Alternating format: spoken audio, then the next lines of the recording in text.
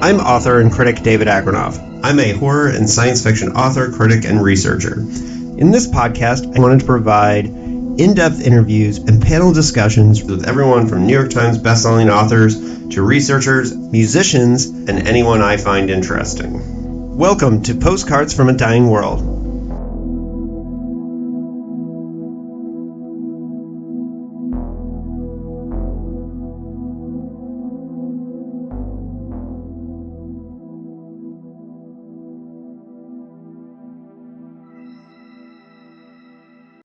Hello and welcome to the last episode of 2023 of Postcards from a Dying World. This is now the third annual, I believe. This is our third time doing it, Mark. It is. Best reads of the year episode of Postcards from a Dying World. Marc Rothenberg, for folks who listen to the show for a long time, will remember he first appeared on the Best Horror Short Stories panel with Laird Barron and Mary San Giovanni, which is an episode I recommend everyone check out. It's a really great episode. Okay, so I already did the episode where I did a thumbnail review of everything that I read this year. So if you want to hear all 109 books that I read this year-ish, because some of them were novelettes and things that I, like, for example, I counted A Martian Odyssey, which is a novelette that I read for the series of this podcast on the Science Fiction Hall of Fame. So I counted that as a book, but really it's like 34 pages. So there is a little cheating involved there. But I'm sorry, Mark, are we recording this when your Minnesota Vikings are on? No, that's tonight. Okay. They're playing the Green Bay Packers, but it's game day. I have to wear the jersey on game day. That's how that works.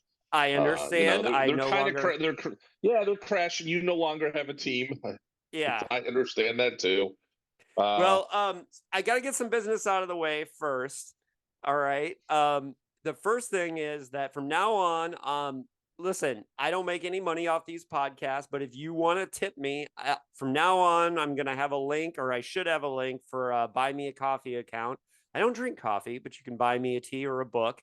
And if you make a donation to the Buy Me a Coffee account, it's basically to pay me for my time in doing this, and all the hours that I essentially volunteer writing book reviews and things. But I'm adding something to that workload.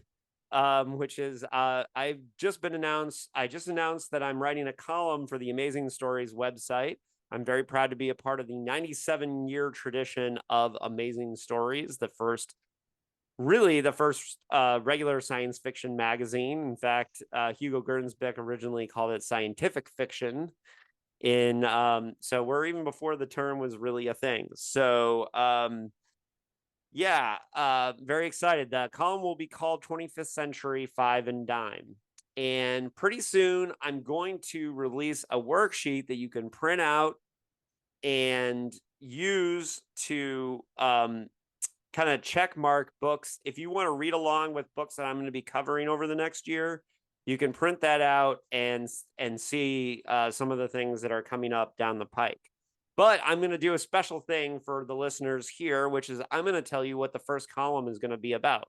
I haven't finished writing it yet, but the first column is going to be my top 20 weird apocalypse novels. And that is going to be the first column for Amazing Stories. So get ready for some reading recommendations for my favorite weird apocalypse novels. Anywho, I just wanted to get that out of the way.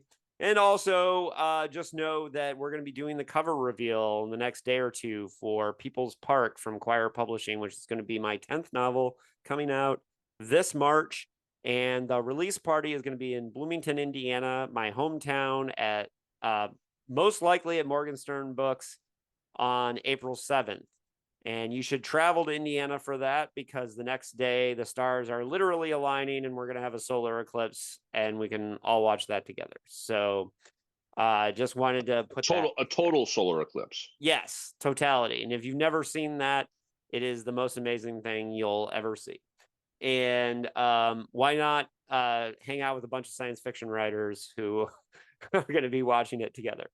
So, Mark, we do this every year. So, did you want to like maybe give people like a little how was your reading year this year? I was a little I got sadly I got pretty busy with work. So my reading year was down. I did about 70 books. It was down.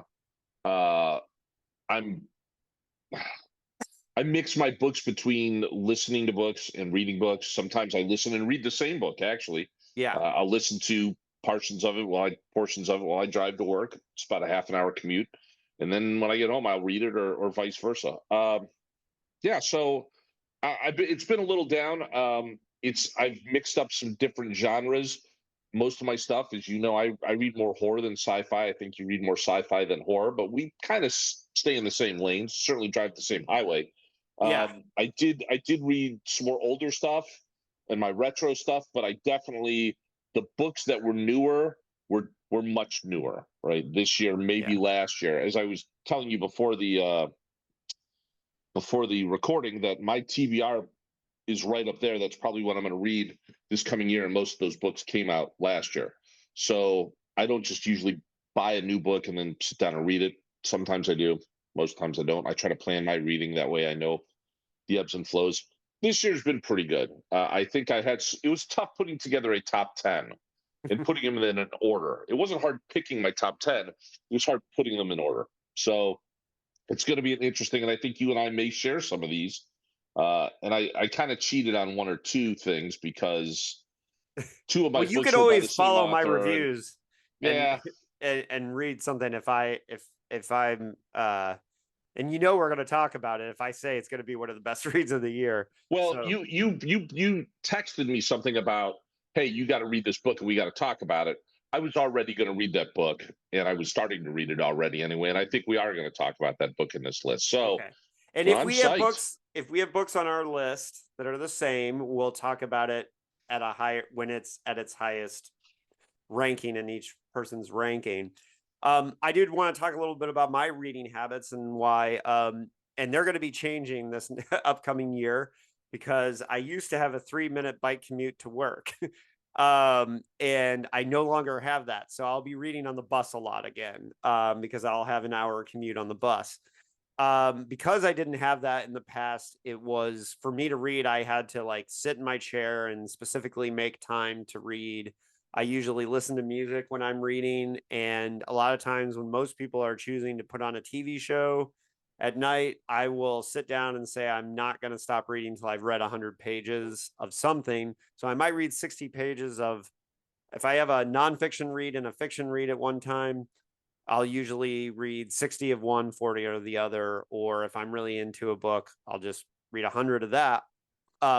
With audiobooks, I do listen to audiobooks, but I like to listen to franchise stuff like Star Trek and Star Wars, because if I'm walking, like, for example, if I'm walking to the store and I go up to the cashier, if I miss a little bit, I know who the characters in Star Trek and Star Wars are a little better. So if I miss a little bit, it's not as big of a deal. Although I did listen to Don't Fear the Reaper by Stephen Graham Jones this year on audio.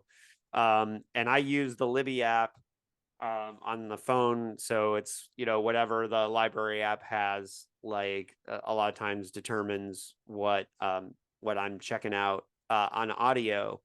And as far as this year, I had less retro reads than usual. And next year, I can give you guys a preview that there's going to be a lot more retro reads next year. That is the plan.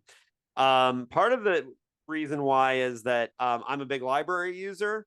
And so if I put a bunch of books on hold at the library and they come in, I feel like I have to read those so I can return them. And this year I put way too many books on hold at the library. So I read a lot of newer books because of that. But also I had the issue of I was finishing unfinished PKD. That's a lot of putting words together, but my first nonfiction book. And so I had to read a lot of books for research for that. So a lot of nonfiction books about Philip K. Dick. I would say this, that you mentioned something that did affect me, a couple things. You mentioned watching TV, and I think there has been an abundance of great genre media this year. I think Yeah. that did cut into, and my wife enjoys watching stuff like For All Mankind and things like that. So Oh that man, that did cut show is into my great. reading time, right? Yeah. Also, audiobooks, you mentioned that. I have gotten in the habit, unless I really, really, really, really love the narrator, I will turn that audiobook on 1.5. I'll speed it up a little bit because I Yeah. absorb it faster. I have been doing that too. So that's kind of a trick that I don't know. Yeah. That has made me a faster reader, faster digester. And when I read, it's funny, when I started reading this year, I probably would have read less, but I heard about a reading technique, which I had never done before, but I started doing it. It works. Is typically when people read, they say they sort of read it to themselves and they imagine hearing their own voice reading the book. This method just cuts that out. You just absorb it and read quickly, which Yeah. I'm sure you probably have heard of that method. I've never heard of that method. I started doing it.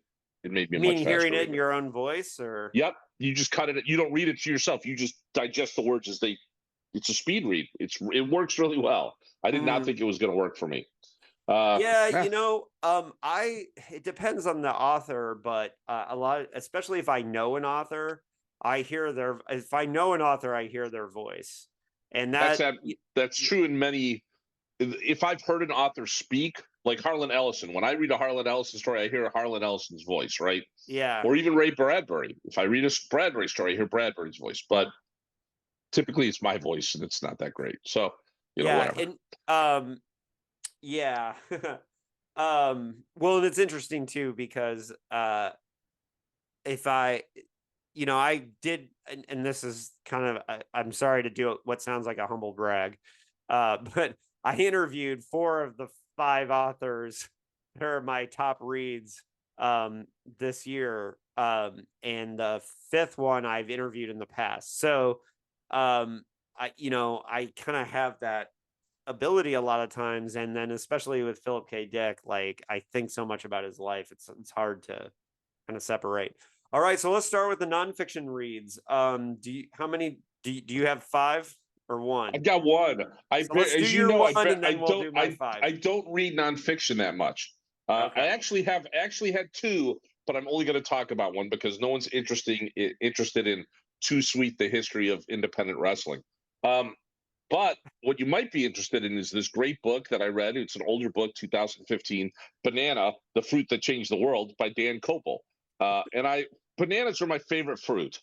When I saw this book, well, first of all, you need to know this. A couple years ago, I learned a little bit about the history of bananas, about 10 or 15 years ago, about how the banana we eat now, which is the Cavendish banana, is not the banana that our parents used to eat. The banana our parents used to eat got wiped out by a plague. So, anyway, that being said, I picked up this book. I learned everything to know about bananas, including where they keep the banana genome samples I want to say it's in Geneva, Switzerland, as well as banana republics, and literally how bananas were the prime agricultural fruit for forever, going all the way back to possibly even the Bible. They believe that it's entirely possible that the apple was not what they considered to be the forbidden fruit, but it was in fact a banana. So anyway, I recommend reading it. It was fascinating, especially if you dig science. Banana: The Fruit That Changed the World by Dan Kopel, 2015 publication.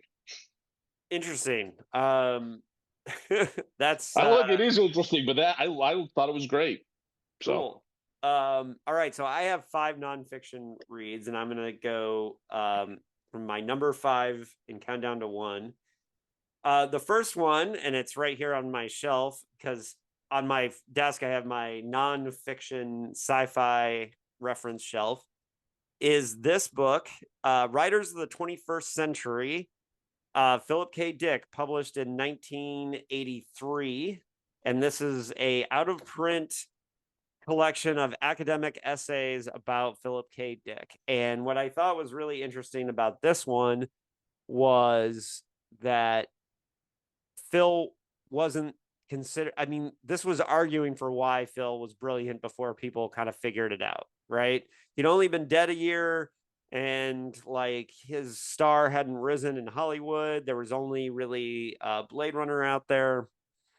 And so I think the essays are really pure in it. And I read it on a research trip to Riverside, which is one of the best science fiction libraries in the world, and one of the best sci-fi archives. And just the Philip K. Dick books that they had on the shelf were amazing there. And Anne Dick's papers are there, and Joan Simpson's papers are there, who was one of his girlfriends in the 70s. And so I had a lot of fun on that trip. By the way, one of the reasons why I went there, people might find this interesting, is I went there because there was, in Joan Simpson's papers, there was something that was called Wink Out. And it was a lost 5-page outline for a novel that Phil wanted to write in the 50s. And somewhere along the way, he gave it to her. And I had to go all the way to Riverside to get these 5 pieces of paper. And I wrote a chapter of Unfinished PKD about it. And if you think the novels that he actually wrote are weird, some of the ones he wasn't able to write are even weirder.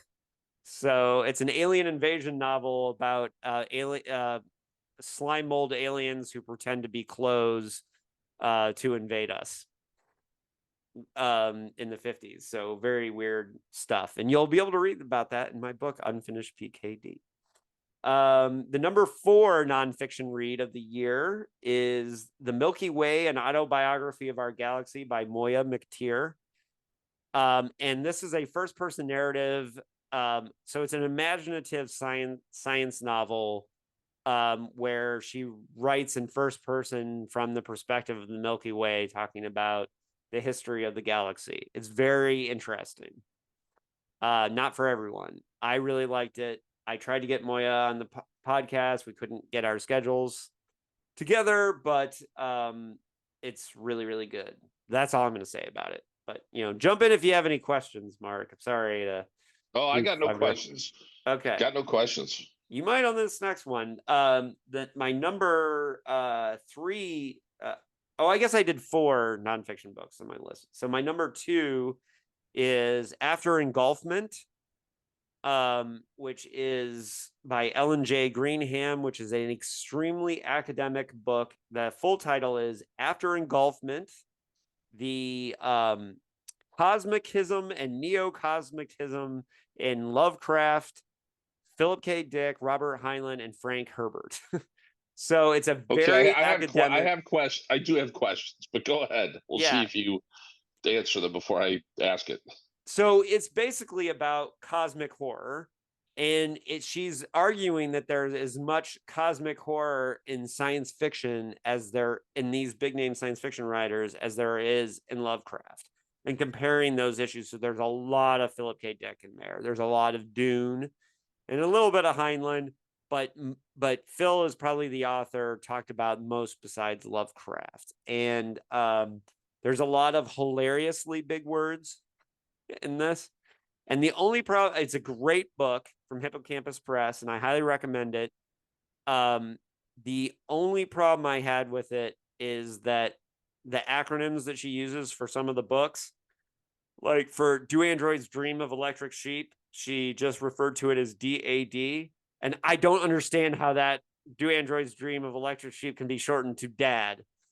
Do Androids Dream, I guess, but that drove me nuts because that drove me nuts. But anyways, so this is a very academic book about cosmic horrors. So I don't know. Did I answer your question? Was it dry? Was it dry? Was it interesting? It was dry as hell. Let me see if I can. By the way, I agree with that premise. I think cosmic horror is all over the place, especially in Philip Dick. Ubik is very cosmic horror. I mean, just to throw out one of his big books, right? Yeah, and if you see my copy is just filled with highlights and I don't remember. There was one sentence that I thought was so hilariously dry that I put it in my review. So you can find that on my blog. But and the author is Australian and a researcher down there, and so we've tried to get her on Dickheads, but getting her schedule, my schedule, and Professor Wilson's schedule together to do the interview, it just hasn't happened yet. So, and then one of the other really good nonfiction reads that I had this year is Counterfeit Worlds by Brian J. Robb, which is the cinematic universes of Philip K. Dick, and he updated it. You might say, well, is that a new book? It came out in 2006. Well, he updated it majorly, and it's very good. It's very good. And there's only, as I was reading it while I was finishing the research for Unfinished, and there's only one fact I had to nitpick. And he got one thing wrong in it, which is he said that Earthshaker was a mainstream novel. Phil's first attempt at a novel, and it was a Gnostic fantasy. But you can't blame the guy for getting that wrong because only 10 people have read it. I just happen to be one of the 10 people that have read it. So, excuse me. So, but the number one nonfiction read I have of the year is The Heat Will Kill You First, Life and Death on a Scorched Planet by Jeff Goodall. And this book got a lot of coverage on NPR, and it's kind of like the nonfiction version of Kim Stanley Robinson's Ministry of the Future, which was one of my favorite reads a couple years back. And this book should scare the fuck out of anybody because it's basically about how our planet's getting hotter. It's told through personal stories of different like heat waves and things, and just like how the problem's getting worse and worse and worse. And I actually think this book should be socialized. I think everybody should get a copy of it. Let me ask you, I do have a question about this book because yes. I've been wanting to, I think there should be a book that, and it would, maybe you could just take this on, a book of essays about climate change, climate crisis, and cli-fi or cli-horror, intermixed. One chapter is a story. But let me ask you this question, because I've been looking for a good book to recommend to people, and I've not read this book. This is this year's book. Yeah. I assume pretty heavy science-based, but digestible. No, it's more personal stories. There are facts in it, but the way it's written is kind of written in a more like human connection way. Okay. And if anybody's on the fence of whether they want to read it or not, listen to the Fresh Air Terry Gross interview with the guy. And that's enough to horrify you into thinking. And this is the thing. Anybody, especially y'all who reproduced and like have children or the next or want them to have children, you ought to think about it because I did reproduce. Yes. And yes, you have a very smart daughter. So here's the thing. I didn't reproduce, but I am worried about the future. And this book made me glad I'm not young, honestly. Like, I know that sounds really weird, but it made me glad that I was born when I did, because I work with a lot of young people and I worry for their future. This book also influenced a lot of the things that happened in the novel I just finished writing, which is partially a cli-fi novel, and it's called Great America in Dead World. But I probably shouldn't talk about it because it'll probably be a long time before anyone reads it, as these things go. But yeah, it's a very interesting book, and I would say it's the most important book I read this year of any kind. And mine was Banana, Fruit That Changed. So The Heat Will Kill You or Banana, the Fruit That Changed the World. You decide which one you should read. Or After Engulfment about neo-cosmicism and science fiction, right? Absolutely. That might be the winner, to be honest with you. It's right in the middle. And a category that I have that you won't have, but for everyone, as much PKD as I read, every year I have to say which is my favorite PKD book I read this year, and that would be The Divine Invasion. And that was his last science fiction novel. Because his last novel was not a science fiction novel, a lot of people get the wrong idea that he was transitioning away from science fiction when he died. But everyone should know that he was planning a science fiction novel, and he had a contract for a science fiction novel when he died called Owl in the Daylight. And he chased 4 different science fiction concepts for that novel before he he was planning to write the fourth of the concepts, all of which I'll write about. I wrote about in Unfinished PKD. But anyways, his last actual science fiction novel was The Divine Invasion. And one of the things I love about The Divine Invasion is that even though it was written in 1980 and released in 1981, there was absolutely zero attempt to make it a modern science fiction novel. It might as well have been written in 1964 or 1963. And I actually think that's part of its charm. It is considered the second book in the Valis trilogy. It is tangentially connected to Valis, mostly from 2 or 3 passages that are in it. And if you read it, or if you want more of my thoughts on that, we've already released the episode of the Dickheads podcast.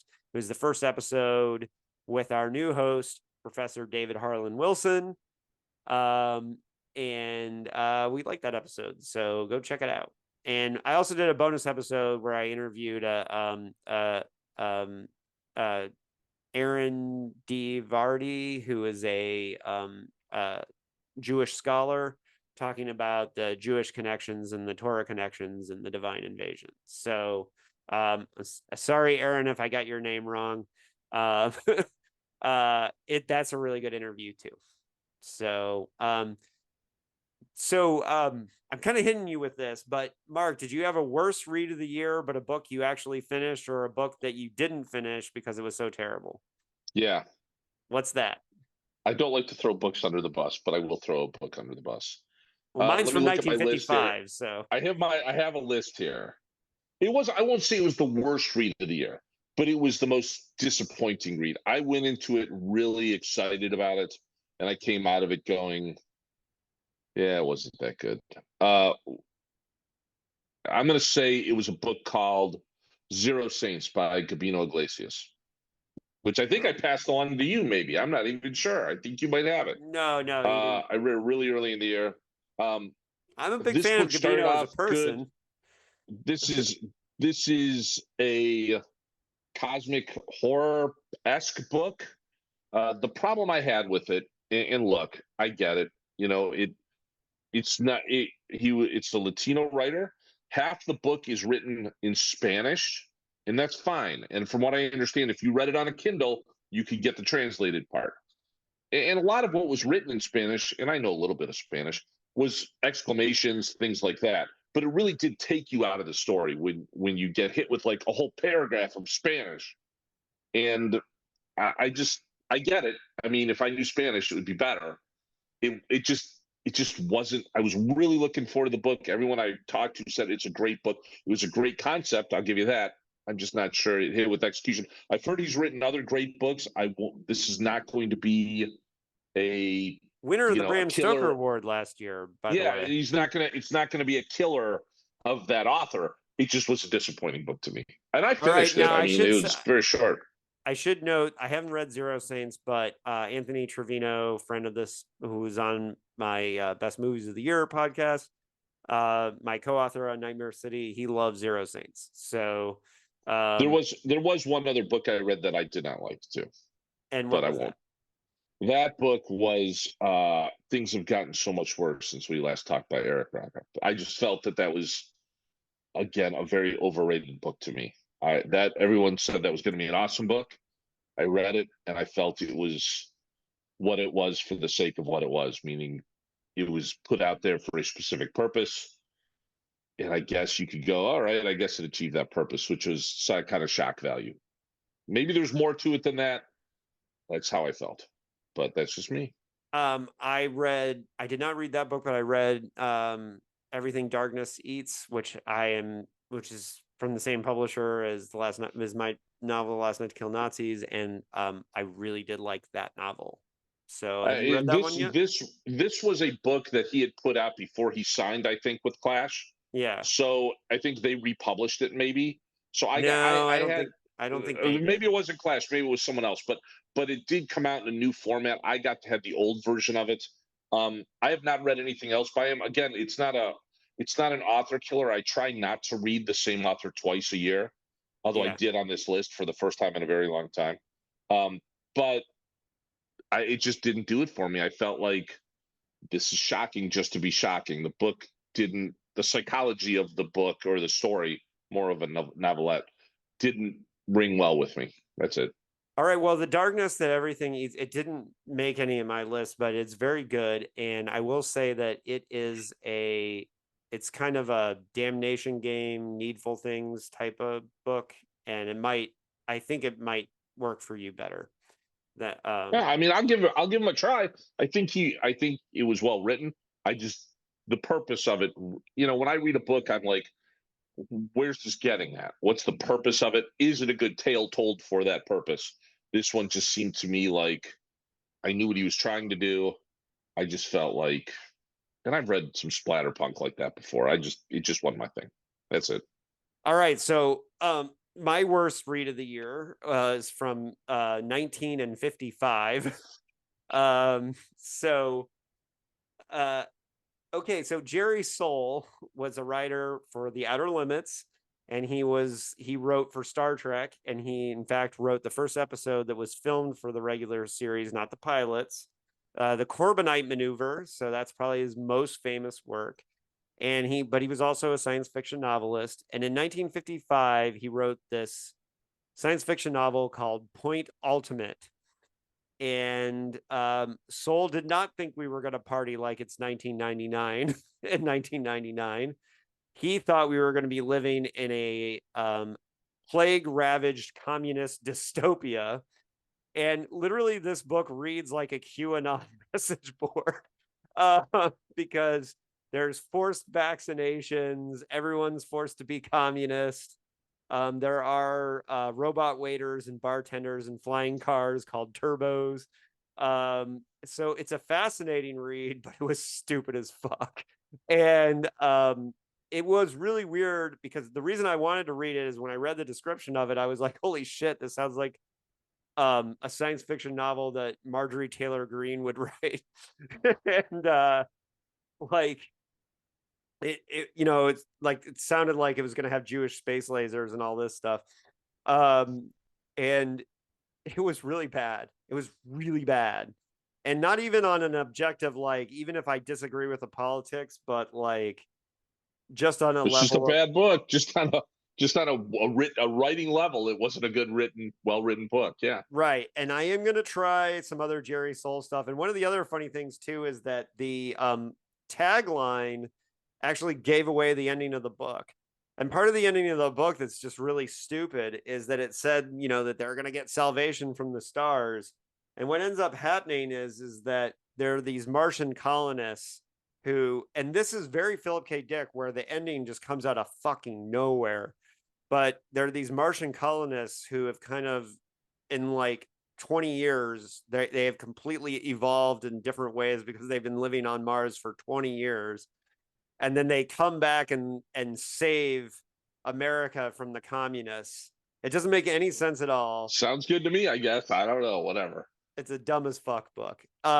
So I spent $3.99 off Amazon ordering it. So I spent more on shipping than I did the actual book. But yeah, so I read that because I was curious. And curiosity killed that particular cat. But all right. What do you have how many retro reads do you have? I have 5 if you want to go through them all. Well, let's do each of our 5s. Let's count down our retro reads. All right. Give me your number 5. My number 5 was Halloween Party by Agatha Christie, which was the basis for A Haunting in Venice, which came out this year, which I thought was good, but I like Agatha Christie books, and I just wanted to read the book. I heard the book was different. It was a good Agatha Christie book. There you go. I don't think you need to know more. It's worth a read. It's a bit lesser known than her other stuff. Yeah, it was good book. It was about a sort of told so from my a number 13-year-old. Yeah. Well, my number 5 could have been in the nonfiction category now that I'm looking at it and I'm thinking about it. But I read Homage to Catalonia by George Orwell. It was my second time reading it. And if it's his nonfiction, it's his like basically diaries and stories from fighting in the Spanish Civil War. And it's a very interesting book. I think it's more important than Animal Farm or 1984. And when you're thinking about the insanity of war, which we're thinking about a lot now with two conflicts like really simmering in the country or in the world. It's really fascinating to hear this guy's on the ground observations of kind of the silliness of war. And it also sets up like you kind of figure out like why this is the guy that would go on to write Animal Farm in 1984. So that's Homage to Catalonia by George Orwell. Have you read that, Mark? I have not. Yeah. I have not. Okay. All right. It's a very interesting book. I suspect you have read my number 4, though. Okay, which tell me. is The Man Who Folded Himself by David Gerald. I read it a long time ago. I had David on the podcast in this last year. Really? But yes. So it's a retro read, but it's weird because he updated the book in 2003 to include, and it's a book about time travel, about a guy who learns how to time travel. And part of it turns some people off because there's some sort of a orgy with themselves, if that's the best thing I could say. But it was a really cool concept, but he updated the book to include events such as the two towers or the Twin Towers being destroyed. And I think there was a hijacking of an airplane maybe in the late 70s. This came out, I think, in 73.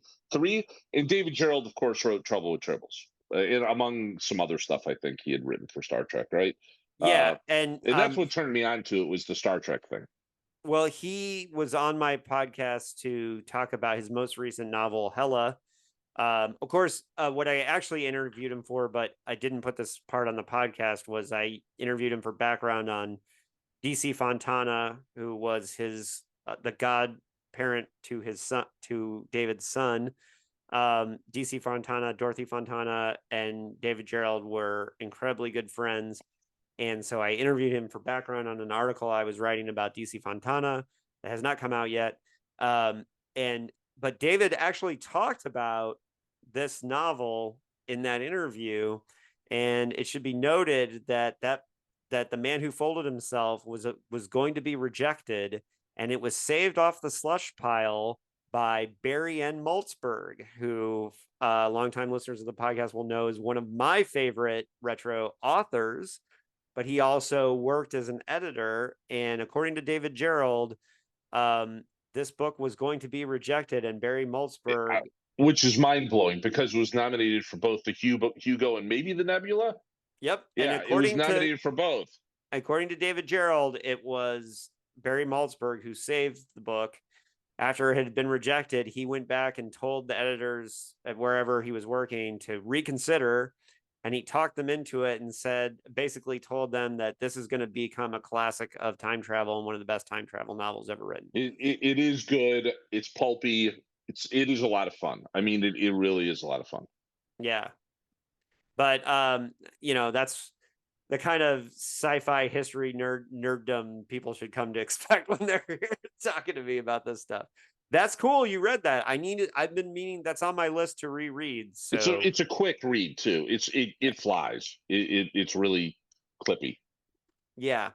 All right. So my fourth retro read of the year was Demons by the sensei, John Shirley, my homie and close mentor.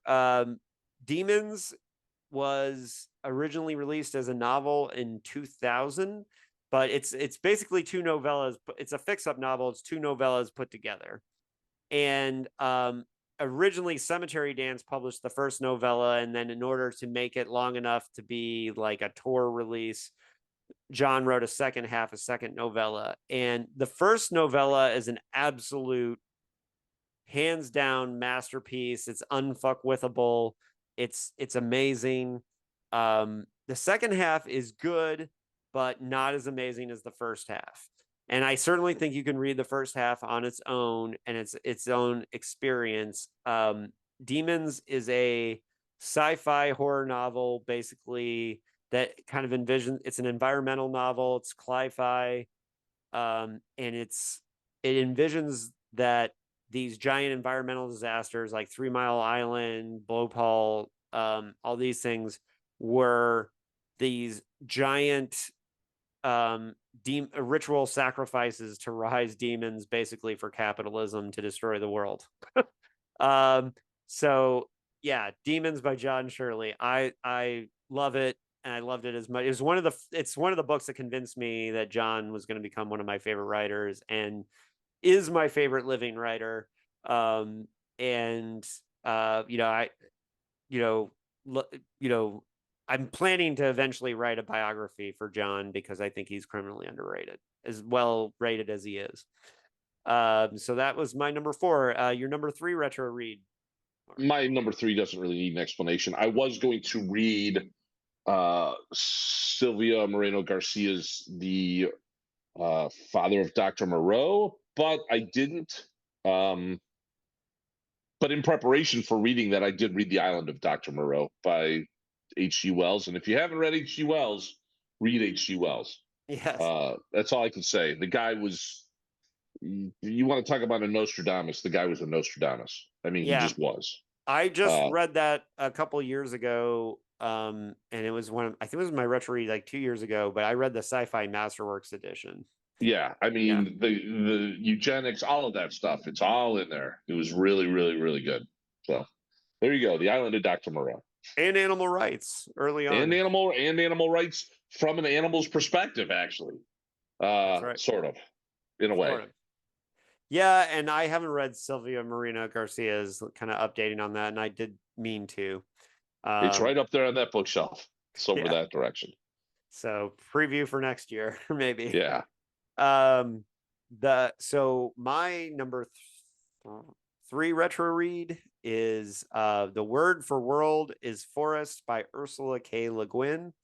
Also read the Sci-Fi Masterworks edition for that. I love the Sci-Fi Masterworks series, the covers, and I've gotten used to reading the British grammar on those editions, but this one it's a short novel because it was originally published in the second Dangerous Visions anthology, edited by Harlan Ellison.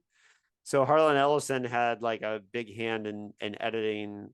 He edited very intensely and very collaboratively with all the authors in the Dangerous Visions collections. It's one of the reasons why all the stories in that book are really, really good. And you hear all the authors talk about how much collaboration was involved in those stories. And not everyone would like that, but if you're getting a chance to work with Harlan Ellison, you take it, right?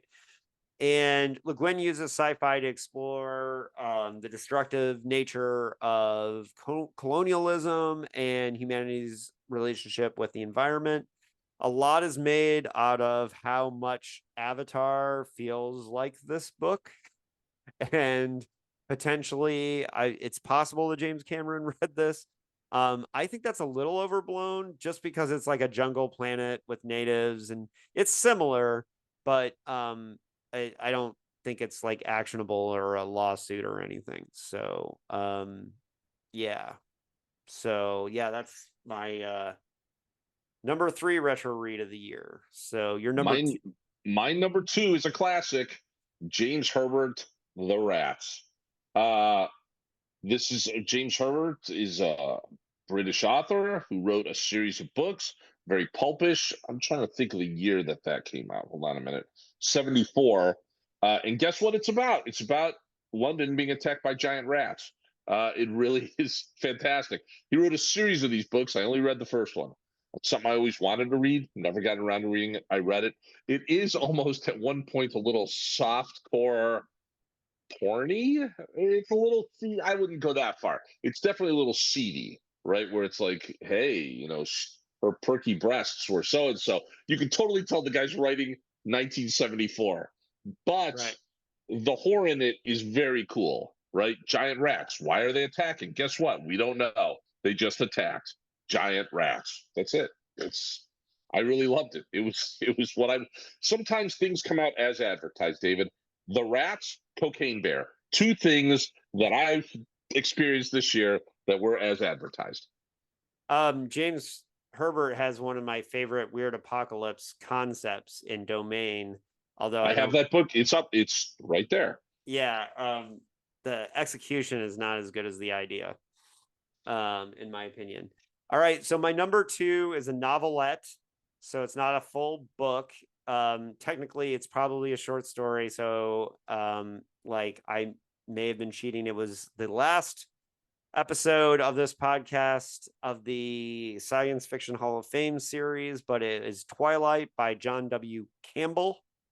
And it's an amazing short story from 1934, really far ahead of its time science fiction, and foundational to the entire creation of the genre. That it's a classic for a reason. It's a Hall of Fame for a reason. I don't need to go more into it because we did a whole hour and a half on it.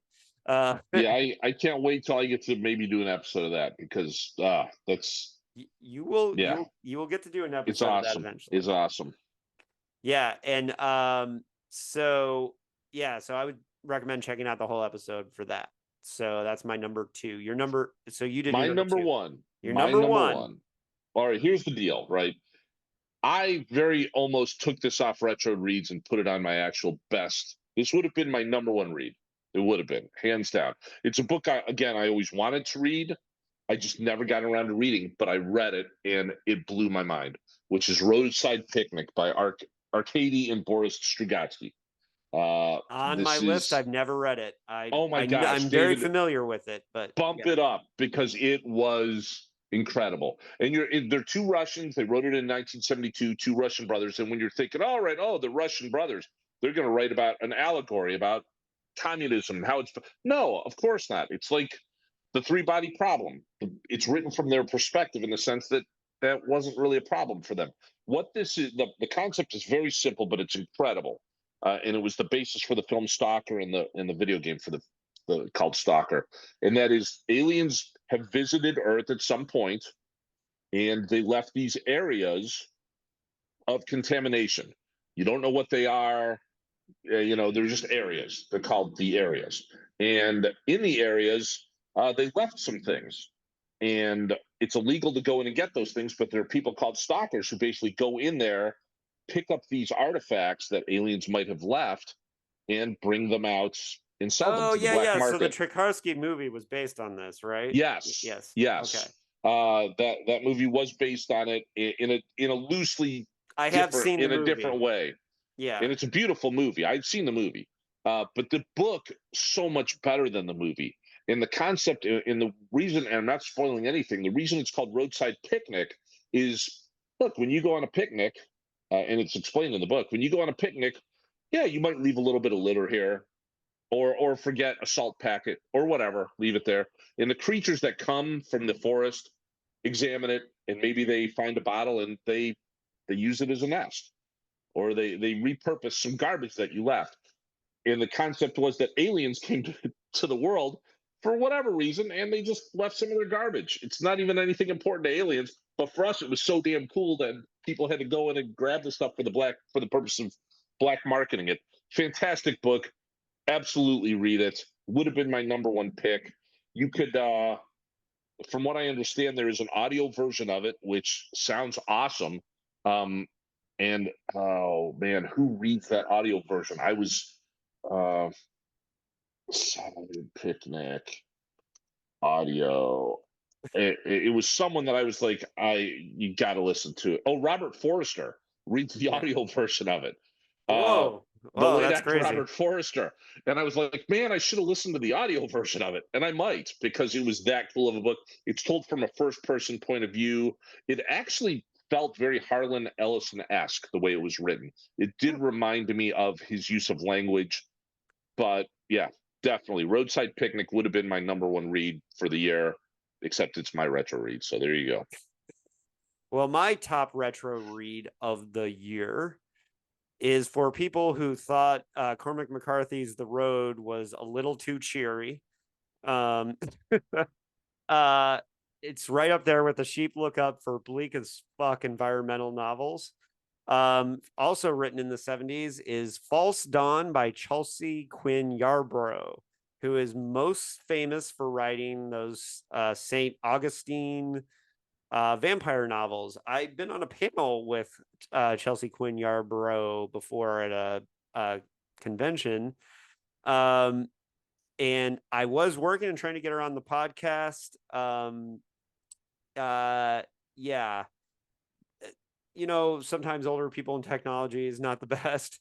And then she's planning on reissuing this, but this book is being reissued soon, so it might still happen around the time that it gets reissued. False Dawn is an environmental apocalypse novel where a whole series of things end up causing like environmental crash and food crash. It has the bleakest meet cute in the history of meet cutes, where that involves like a guy using his cut off fake arm to fool people into thinking he still has an arm. I don't know how else to explain it. It's very weird. Like False Dawn is very well written. It's a character driven piece. It is one of the bleakest end of the world novels where you actually feel like the details are so well done. It feels very, very, very real. And I was just incredibly impressed by this book. I think it's amazing.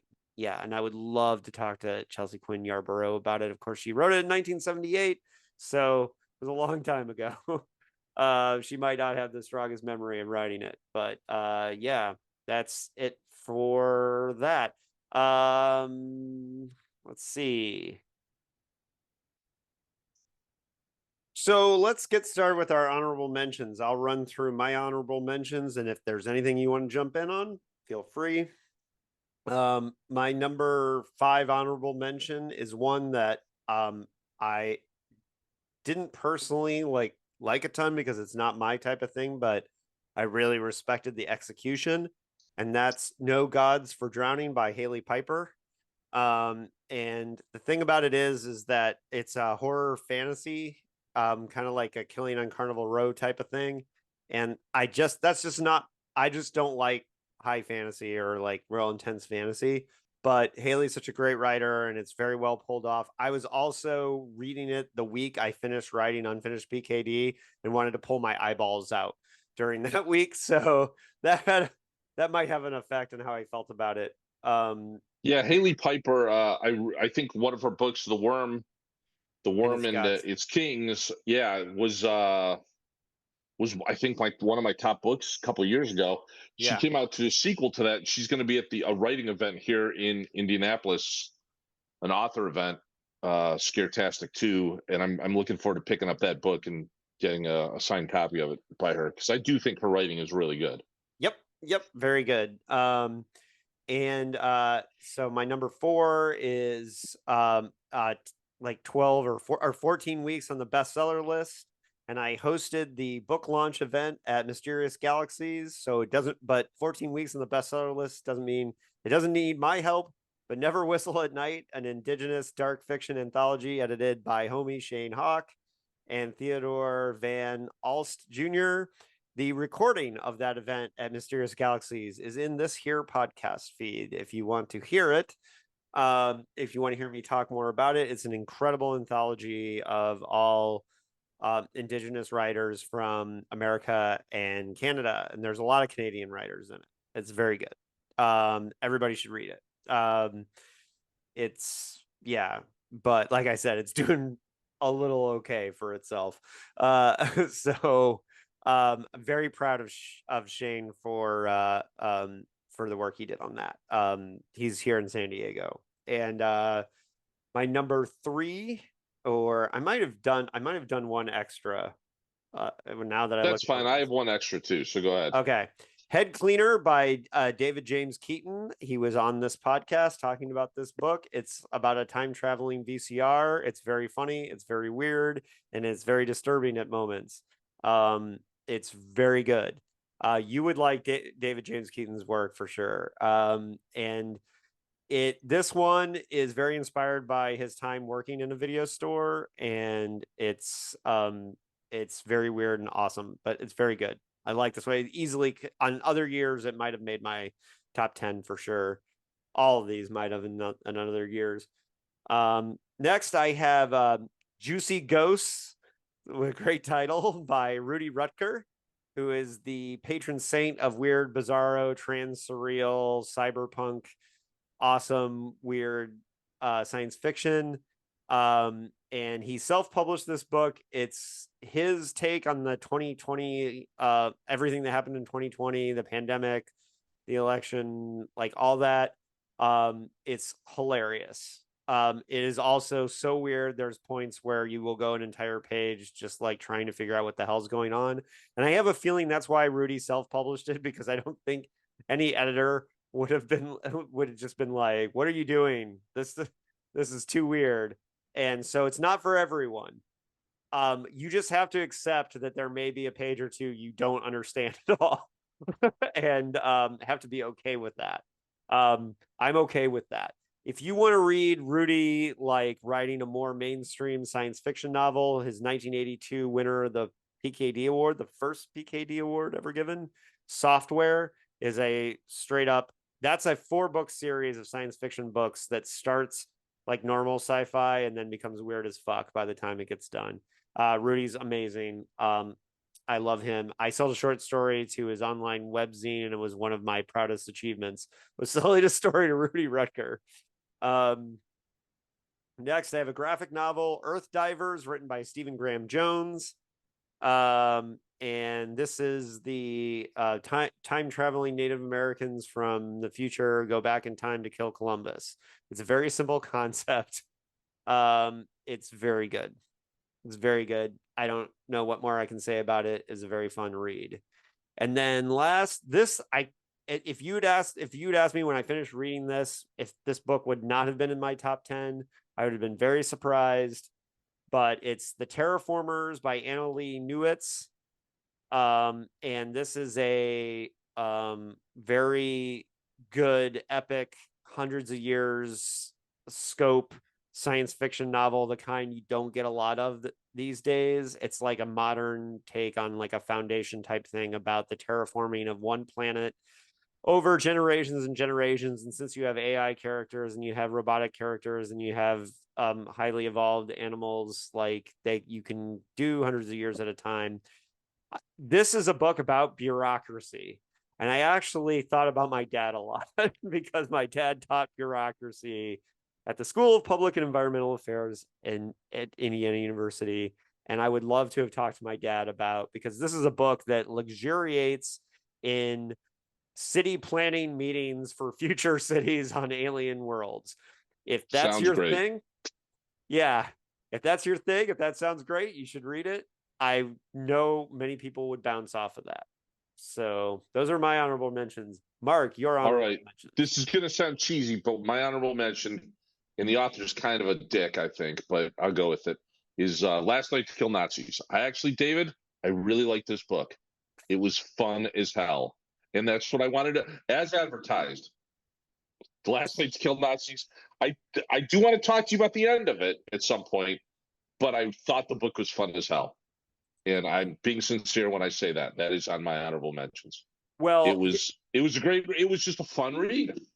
Yeah, well, for whatever reason, this book is not getting reviews, and so I actually will take any attention it can get at this point. I enjoyed it. It was a fun as hell book. It was, as you advertised, a mission book about going to kill some Nazis involving a vampire. I thought it was I thought it was a lot of fun. All right, but you have issue with are you talking about the last chapter? The only thing I would have liked is that last chapter to have been an epilogue, not the chapter, because then it would have allowed, and it still allows it, you to write another book or another story about those two characters. Oh, dude, I could write. I know you could. It's more of a picky thing for me. If you make it an epilogue, then it's well after the story, right? That was just me. That was my only pick. That's my only picky thing. But we can talk about it later. But I thought it was fun. I thought it was a fun book. Those stories are suggested in the text. So I know. What I'm saying though is you make that the epilogue, and it's sort of like the end. It's It's like the last book in the Repairman Jack series. You could fill up a whole bunch of other crap in the middle of it, which is what I would look forward to, because I thought I could totally see them going down to South America. Oh, Without really absolutely. spoiling Those the book. stories I are. mean, I want to see that story, right? A Salem's Lot-esque going into South America story. Well, I will tell you that also, Noah, the main character, I have stories of him with every monster possible connected to World War II before the events of very last good. Very good. All right. Yeah. And then let's go to the other ones. Gone to See the Riverman by Christopher Triana. I'm not a big splatter fan, splatter punk fan, I guess, splatter horror. I really did enjoy this. It's about a woman who's becomes obsessed with a serial killer who's in jail, and basically she goes and visits him, and he gives her sort of a task to do, and she does it. And I thought it was really, really well written. I will read more Christopher Triana. The Nothing That Is by Kyle Winkler, and you and I have talked about him before. He I thought blurbed. this was a really He blurbed Last Night to Kill Nazis. I know. I met him at last year's Scarelastic Book Fair. I picked this book up, and it's basically about a guy who works in a catering business. And one day, a guy shows up who calls himself Mr. Dinosaur, and it becomes this cosmic horror thing with about appetite. I thought it was really, really good, really weird. Well, Kyle is one of the reasons one of my retro reads is on here, because he was doing an Ursula Le Guin podcast, and I read the word for World is Forest to be on that podcast, did pages and pages of notes, and then he basically quit doing the podcast. So yeah, that happens. Inside the Devil's Nest by John Durgan. This is about a real estate guy who's in with the mob, and he kind of oversees an incident with. He's not in with them, but he allows the mob to use some of his properties. Then he sees something one night, and he and his wife have to flee, and they flee to this abandoned campground, which he happens to own because, again, he's in the real estate. And there used to be a cult at this campground. Very, very good. It's this Durgan's an author to watch. Absolutely. I think he's going to be great. But that's Inside the Devil's Nest. Definitely a quick read, but a really good read. And then my second to last one, I would have put this probably in my top 10, but I'm trying not to put the same author twice. And this is Those Across the River by Christopher Buhlman.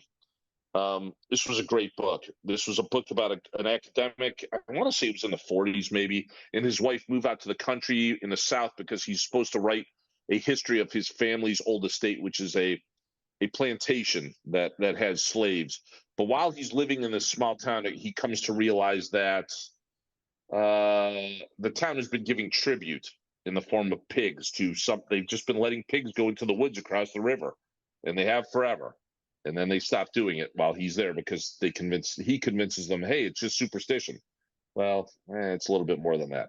Very good book. Very good book. And then finally, my last honorable mention, and you're going to dispute this because it's probably on your top 10, and we'll talk about it when we get there, which is The Mountain in the Sea by Ray Naylor. I thought I really wanted this. I really wanted this book. We'll talk about it, I'm sure. yes. Maybe. Yeah. I really wanted it to be in my top 10, but we'll talk about why when we get to it. There you go. That might be the last book we talk about. Yeah. So, okay, let's start off your list. Your number 10. My number 10. I did not read that Sylvia Moreno Garcia book, but I did read a Sylvia Moreno Garcia book, which was Silver Nitrate. And this was a very cool concept. I read a lot of books about media, forms of media. This was about a woman living in Mexico. She was a sound editor for movies, horror movies typically, and her childhood friend are now grown up, and he was an actor, and he had an incident where I want to say his fiance died in a drunk driving accident. So he's kind of been involved in scandal, and he's down on his luck, and she's just trying to get by as the sound editor when she meets through him one of her idols, who is an old Mexican filmmaker who made all of these very cult horror films. And if you know anything about Mexican horror films, it's a whole different genre, right? It's a whole different thing. It's beloved. Usually you have wrestlers in there with crosses on their hands, and all kinds of stuff. But what they find is that he was involved, this old director was involved in a cult or an occult involving an old Nazi. And this Nazi had made this movie that was supposed to help cast a spell to grant, I guess you could say, immortality, but the spell was never completed. So this old filmmaker wants to use the sound editor and this girl to help complete the spell, and the way they would do that is film the parts of the film that were not actually filmed. They have the script, but the parts of the film that were not actually filmed, and it's about a forbidden film. I thought it was great. I thought it was a great book, entertaining as all hell. I thought Marina Garcia really knows how to write characters. She really does. Her great writing writer. is solid. She is a great writer. That's my number 10, Silver Nitrate. All right, so my number 10 is Drek by Cliff Jones Jr. This is a indie release, and it's very Pink Beam, very Philip K. Dick influenced. Cliff is somebody that I know through the Philip K. Dick community. He was, we hung out last summer when he came here for Comic-Con to be on the Comic-Con panel about Philip K. Dick. He's a Texas writer. But Cliff, like Drek is this thing in the book. It's described as part drug, part nanotech, part biological material. And I described the book as Drek, part surreal, part humor, part science fictional material. This is an example. It's 114 pages. This is an example of a book that would never be published by a traditional publisher, but something that you can get that's really cool, put out by an indie.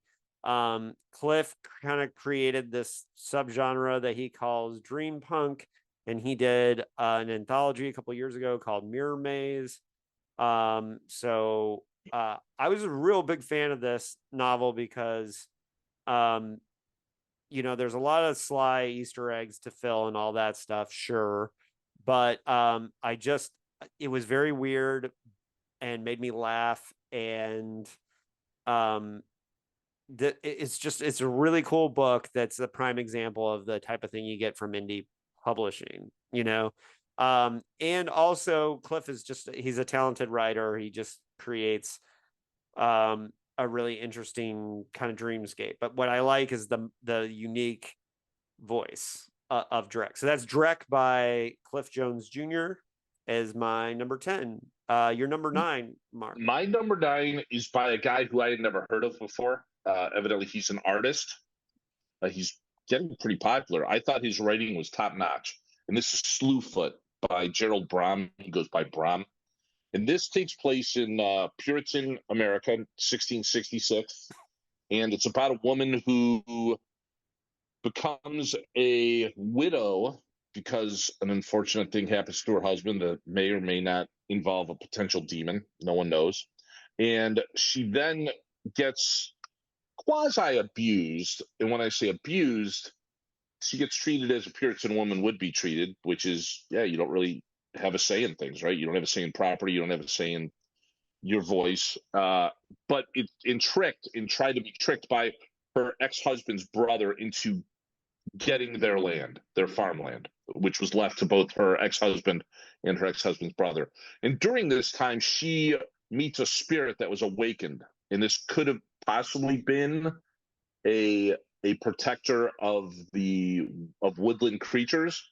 However, obviously, anyone who would have thought of him in Puritan times would have thought of this creature as being a demon.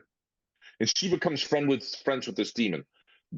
And in the end, it's not even really a spoiler, but in the end, Brom does a great thing here, right? He uses Puritan times, which was what the culture was at Puritan times, with women not having rights or property rights, only under certain circumstances, very pious stuff.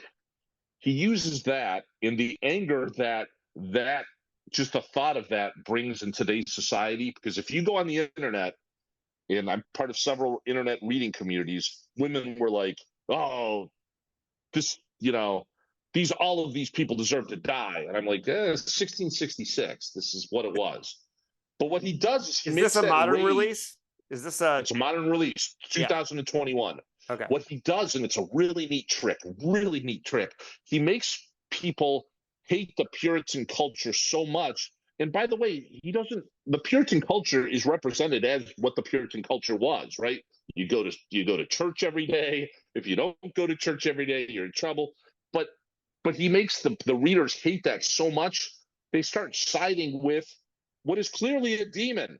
And the demon eventually manipulates this woman into becoming his witch.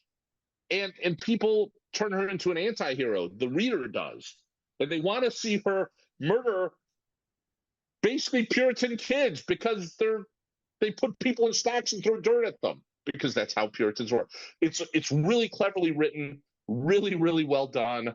I recommend it. Slewfoot. I will read more by this guy, absolutely. I've never heard of But this author, so that's interesting. Where did you? Brom, he's written one called Krampus. He's written one called Lost Gods. I learned about it just because I was at the bookstore and there was a copy of this book. So Okay. really good. Really, the writing blew me away. I was like, this guy had to write stuff. He's written for comics. He's written for role-playing games, but he's really more of a graphic artist. But he goes by his last name, which is Brom, Brom, Slewfoot. I absolutely would check it out. Very, very good. Okay, so my number 9 is from an author who was on my retro reads and is one of the authors who has the most real estate on my shelves back here. And I've already talked about him, the sensei, John Shirley. And it's his current science fictional release, Suborbital 7. He also has a Western novel out this year. I haven't read the Western yet. Suborbital 7 is a project that originated as a screenplay by Alcon Entertainment. And if you go back and listen to my episode, I did an episode with John about Suborbital 7. He'll talk about the process. And basically what Alcon's doing is they're taking some of the screenplays that they own. Alcon did The Expanse, and they're part of the production team that does Blade Runner. And so what they're doing is some of the screenplays that they own, they're hiring authors to write novels based on the screenplays. And then 2 of those books in that series will be on this list. And one of them was Suborbital 7 that John wrote. And so John spent a lot of time researching, and he punched up the novel quite a bit from the screenplay, as far as I can tell, and added a lot of story elements. And if you're ready for it, in Hollywood, they always do the soul crushing, it's this meets this, right? And Suborbital 7 is basically like Apollo 13 meets Black Hawk Down. It's the way I would explain it.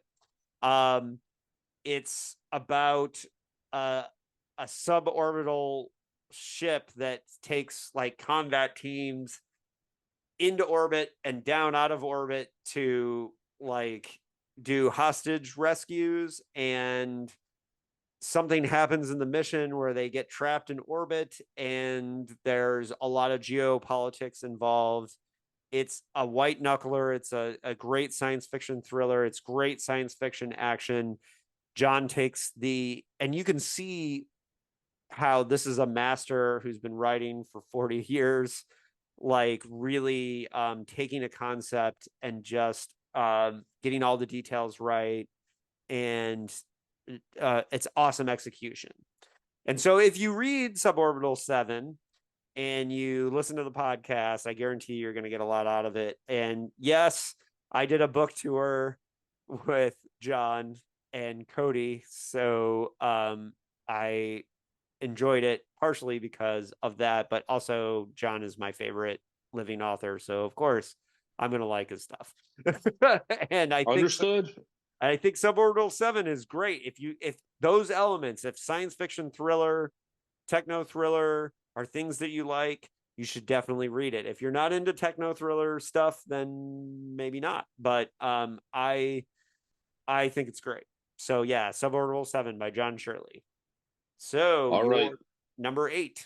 My number 8 was a debut novel by this author. I picked it up sort of on a lark, and that was Schrader's Chord by Scott Leeds, brand new book. It's about a guy who owned a record store. He dies. He leaves the record store to his son and a box of 4 records. And what you come to find out is these 4 records that he's left are rumored to be these a myth that, if played correctly in a certain order, open a gateway to the land of the dead. And I'll be honest, I thought it was great. I'm trying to think of your smash up idea. I can't. Smash this up with anything. I said several of my books were about media. I thought this was very, very well done. As you can imagine, they do play the records. As you can imagine, most of the book is trying to undo what they've done because things go horribly wrong. Schrader's Chord, Scott Leeds. This guy is another guy, much like John Durgan, who is going to go places. This book might have been with Penguin. It might have been a major publication, if I remember correctly. I know you can. It's right there in the middle of. I think I saw it last week at Barnes and Noble. So Schrader's Chord, check it out. It has a lot of music references in it because it's about like an independent record store. It's almost like like Empire Records meets Evil Dead, because again, you read the book, you know what happens. You open a book, you know what happens. So there you go. Schrader's Chord. All right, my number 8 is my first horror novel on the list, and it is somebody who's been on the podcast. A lot of these, actually. Now that I think about it, I got most of these books from my top 10 on the podcast this year. And this the cross in this one is Lord of the Flies meets The Exorcist. Yeah, we're gonna have to hold on to this book. It's much higher in my list.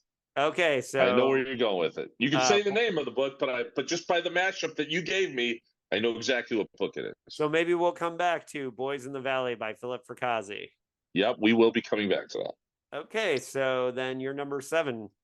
I have a feeling we're going to come back to this one too. This one is about a guy who gets eaten by a whale. Whale Fall. Yes, we'll come back to that one as well. There you go. I figured I'd just throw that tagline out there because I figured it was higher on your list. All right, so then I will go with my number 7, and that is Vertical by Cody Goodfellow, also in the Alcon Entertainment series. And I just recorded the interview with Cody like 2 days ago. So it hasn't come out yet, and it'll probably come out after this episode, to be honest with you. But Vertical is in that same Alcon series. Cody was hired to adapt a screenplay into a novel, basically. And I think Cody is a mad scientist and one of the most underrated writers in the kind of horror underground. This is one of the reasons why we did this book tour together. It wasn't for John, but for Cody and I, who have known each other for 20 years. We were both getting our first national releases a month apart from each other. So that was very meaningful for us. Because we've both been publishing for years, and like Cody has a lot more books than me in the horror underground. And Cody stuff is great. Yeah, Cody is a genius.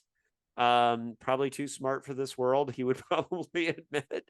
And this is an attempt for him to write something kind of mainstream. He referred to it as his Meg 2, comparing it to Ben Wheatley directing Meg 2. Which, by the way, and I know this is the movie podcast. Ben Wheatley's Meg 2 just was fantastic for me. Okay, I just watched High Rise last night, and I think High Rise. Ben Wheatley, I think, is an incredible director anyway, and he just nailed it with Meg 2. Everything you'd ever want. Yeah. So Vertical is also, it's a techno thriller kind of action thriller-y thing. It's not horror. It's just a thriller. And the plot of it is basically an Urban X crew who does these like adventure pranks, get this idea that they're going to climb the top of a half-built the idea is that in Moscow, this company is building the highest tower in the world at the time in Moscow, and it's called the Korva Tower. And the plan is on Russia Day to scale this half-built skyscraper and send a guy flying off in one of those kind of flying suits. But once they get to the building, they discover that the building was basically used to launder all kinds of oligarch and Russian gangster money, and like a bunch of Americanos like sneaking into this building is a no bueno, even on Russia Day. And so as they go higher, people are out to kill them. And what Cody is doing here is he makes you really care about the characters, and then tightens the grip on the action and makes things more intense and more intense. And by the end, it becomes quite a white knuckler. And I loved Vertical, and I was very proud of, as a friend, I was very proud of Cody for writing, because it's, and Cody wouldn't mind me saying this, like, he's a weird guy, writes weird stuff. And for him to write something so kind of restrained and mainstream, but still feel like a Cody Goodfellow novel, and still have little touches and pieces that make it unique to him, that's the magic trick there. And I loved Vertical. It's great. It's definitely up there as one of the, it's obviously my number 7 read of the year. So Mark, you're number 6. Now I think we're getting to the part where some of these will be duplicated on your list. This involves a multiversal sci-fi book involving an organization called the Pandemonium. So you tell me if that's higher than your number 6 It's or not. higher on my list, yes. All right. That would be Infinity Gate by M.R. Carey. We will come back to that. All right. I'm glad you read it. My number 6 is The Future is Female, Volume 2, edited by often guest on this podcast, Lisa Yazik. And this is an anthology of all women science fiction and this particular book represents the 70s. So it's a lot of second wave feminism. And this is how I discovered False Dawn by Chelsea Quinn Yarborough, because the story that takes place in the same world is the second short story in this book. This book has major mainstream science fiction authors like Alice Sheldon, aka James Tiptree, major publications, and including like ones they found from random sci-fi zines from the 70s. It's incredibly detailed research finding the stories for this. It's awesome. This series, everybody should be reading both volumes that have come out so far. Lisa's at work on the 80s. And if you haven't seen Lisa on one of these episodes, she is amazing. She's a professor who teaches science fiction at Georgia Tech in Atlanta. She's coming on the next episode of the Science Fiction Hall of Fame series, episode 3, about Lester Del Rey's Helena Loy. But yeah, Future is Female, volume 2. So that's all right. Number 6. And number 5 for me was a book I did not expect to hit me as hard as it did. It's a book called This Thing Between Us by Gus Moreno. Came out in 2021. Never heard. It's really a book about grief. It's a cosmic horror book about grief. It starts off, the narrator, first person, he's talking to his wife, who you quickly find out has passed away. He's talking about what it's like to go to her funeral, what it was like to go to her wake, what it's like to deal with her family. And then it starts talking about some things that happened before they were married, including buying an Itza, which is the world's most advanced smart speaker. What they didn't maybe realize is by getting this Itza, maybe they brought something else into their lives as well. And it becomes straight on cosmic. I mean, it goes bonkers at points, but really, really good, because I contacted the author afterwards. And I said, your book is going right on my bookshelf. And I usually, when I read a book, I'll pass it along to someone else. But I said, I'm keeping your book because it might have been the most honest. Yeah, it might have been the most honest portrayal of grief that I had read in a very long time. Because he's really, you can feel the pain that this narrator is going through on losing his wife. And he loses his wife in a freak accident, right? But it starts this series of events where there's a cosmic entity that sort of comes after him and is trying to take advantage of his grief. I can't wait to see what this guy does next. I've said that twice already, but this Gus Moreno, his book was so good. This thing between us. I don't want to say more about a lot of these books because I want people who hear this to read them. Read this book. It is very, very good. There's my number 5 on my list. All right, my number 5 is one that you've already listed, and that is Whale Fall by Daniel Kraus. So let's get into it. So for those who don't know, Whale Fall, a lot of you probably will know because it was a very successful book this year. There was a lot of hype about this book. I mean, a lot of hype to the point where I got so much so that Daniel told me when I reached out to him to come on the podcast, and he was like, "I'm exhausted from doing interviews." So he's coming on around the time that the paperback release comes out. And the thing about Whale Fall is it's a modern retelling of this tale of Jonah. It is also it's similar theme to the one you just talked about because it's about grief. It was Daniel's book that he wrote early in the pandemic. It's a very well researched. Some people, you could make an argument for it being science fiction in a sense, and I definitely think it's horror. Now we'll get into this because if I'd say it's horror, I would say it's horror. Yeah, I think it's horror too, and McNeil, I think Robert McNeil, I think is his name. The host of Talking Scared, he refused to call this a horror novel and kept saying it wasn't a horror novel, and I very much disagree with him on that. I think in some ways, David, this is cosmic horror.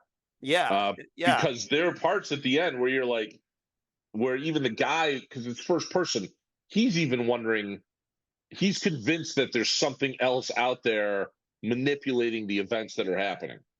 Right. And potentially there are. I was skeptical going into this book because there was so much hype about it. There just was. And everyone was like, oh, a guy gets eaten by a whale. How much fun could that be? And I wouldn't say it's fun, but the mashup I would say would be like, I don't know if Castaway's the right thing I'd throw in there. But I would say that the mashup I give is it's like Gravity. It's a lot like Gravity actually, because it's a survival horror story. So like take some kind of grief narrative. And I would also throw Gerald's Game in there. Yeah, that too, because of the tight, compact, and the way the story is told, right? Yeah, about flashbacks. I thought it was a great book. I haven't read his other books. He's coming to this event again. He's one of the authors that's coming to the event. I read this electronically. I may pick up a hard cover copy of this signed by him. I do want to read. He wrote a book called Rotters, which looks pretty interesting.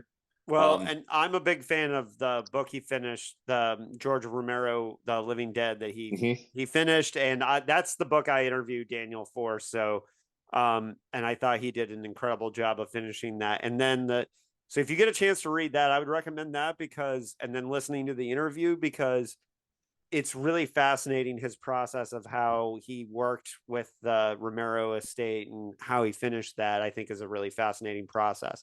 He did his homework on this book too. This book, yes, the science parts are the science parts. I mean, there's no doubt that anything that happens in this book, I felt like could actually happen. Aside from the speculation about what I would consider to be cosmic horror-esque aspects of it, but I think that's from the perspective of, again, the narrator. But what actually happens in the book, I think actually could happen in real life. Right. But at the same time, being inside the stomach of a whale after being swallowed, I don't think the isolation involved in that is horrific. The body horror of being inside a living being. The body horror in this book is ridiculous at times. So no tough. Offense to the host of Talking Scared, a podcast I very much enjoy, but he's dead wrong. This is a horror novel. It's horror. not only that, but I feel like we need to expand the definitions of what is horror and what is not horror, not Sure. like, lessen the scope, because I think what happens in horror, anyways, it's the way it, I don't know. Look, I It's horror. think that there are a lot of people who would disagree. One of my favorite areas of horror is, I would say, sort of, oh, for some reason I'm blanking, as to the subgenre of, like, say, survival horror. well, survival horror is survival horror, but it's the folk horror. There you go. Folk That's horror. what I'm thinking of. So Okay. it's a situation where you go to an area of the country or an area of the world, and actually my next book is a folk horror book, sort of. But some people wouldn't think that's horror because, oh, you're just, they're customs and things you don't understand. No, it's the horrific things that happen that makes it horror, right? This is a horrific event in whale fall. It's horror. If you can't tell me that what happens to that guy is not horrific, you're wrong. Is it accidental? Is it natural? Did nature cause it? Sure. It's man versus nature. It's one of the classic tropes, right? That you learn about when you're in grammar school. But it's horror. And even though he's extremely wrong, I do want to say that the Talking Scared podcast is very good. And I'm not insulting him, but I agree with you. We need to expand what horror means, just like you need to be able to expand what science fiction is, right? I mean, there's stuff that is set, 2 days from, as they say, well, it's 2 days from now, science fiction. There's stuff that's set 2 days from now that could actually happen that is science fiction, right? It's Black Mirror. I mean, that's science fiction. Right. Well, and I do want to shout out Talking Scared. I think it's a great podcast. In fact, I'm halfway through listening to the coverage of Peter Straub's Ghost Story on there, and I really enjoy that podcast. He's wrong about Whale Fall. Yeah, but I thought Whale Fall was very well written. He admitted in his top reads of the year that it may be a him thing, that he understands why people think it's horror. So, I get it. Yeah. But it lived up to the hype. That was my other point. It was super hyped up. It lived up to the hype. Yeah, and it's an absolutely terrifying white knuckler novel. And here's the other thing that's one of the reasons why the book's going to get hype and success and things like that is I can tell you from most of my coworkers are not readers at all. There are a lot of younger people, and they one of the things that annoys me about my coworkers is they hardly ever ask me, what are you reading? Whereas if I see someone reading, I'm always going to ask them, like, hey, what are you reading? Or what's this book you're reading? And I used to have coworkers who would ask me all the time what I was reading or whatever, but lately I don't. And one thing that's interesting is that I brought up what Whale Fall was about to non-readers out of curiosity to see if and all of them were very interested in it and wanted to know, like, and would ask me days later, like, oh, how did that book turn out? Or did you like it? Or I think I want to read that one, which was weird because there are people that don't read, but the concept was one that I think really attracted people. Well, and if they can pull off a movie of this, it'll do really, really well. I think the concept was interesting. Like I said, I'm on several online communities about authors and books. And one guy goes, why do I want to read this book? Whale eats you, you're digested, you're pooped out. And I'm like, in a sense, before I read the book, I'm like, in a sense, that could be all the book is. The guy's surviving in a whale. But it's not. There's so much more to this book that is deep. And if you've ever had a relationship with a parent who you thought was difficult, and my father was a difficult man, it means there's a lot more to this book. Yeah. It just is. Well, and if you're a parent and you've had offspring, if you're a parent who's had offspring, there's a lot more to it too, because you do try to teach your children certain things, and sometimes they're not seeing what those things are until it's too late. I think this book has some of that in it too. So you can take any amazing book and boil it down to make it sound boring. You can be like, why would I want to read a book about a Vietnam vet who pisses off a sheriff? he pisses off a sheriff, and then they fight each other or whatever. You Yeah, know, not a lot happened. Not a lot happened in that book, but it was a good book. First Blood was a great book. well, I'm just But I using agree. that was the But I first agree with example. you. But I agree. You could boil any of these books we've said, You could boil down to including a shitty description if you wanted yes, to. exactly. Why would I want to read a book about some records? That sounds dumb. A guy owns a record store. That sounds dumb.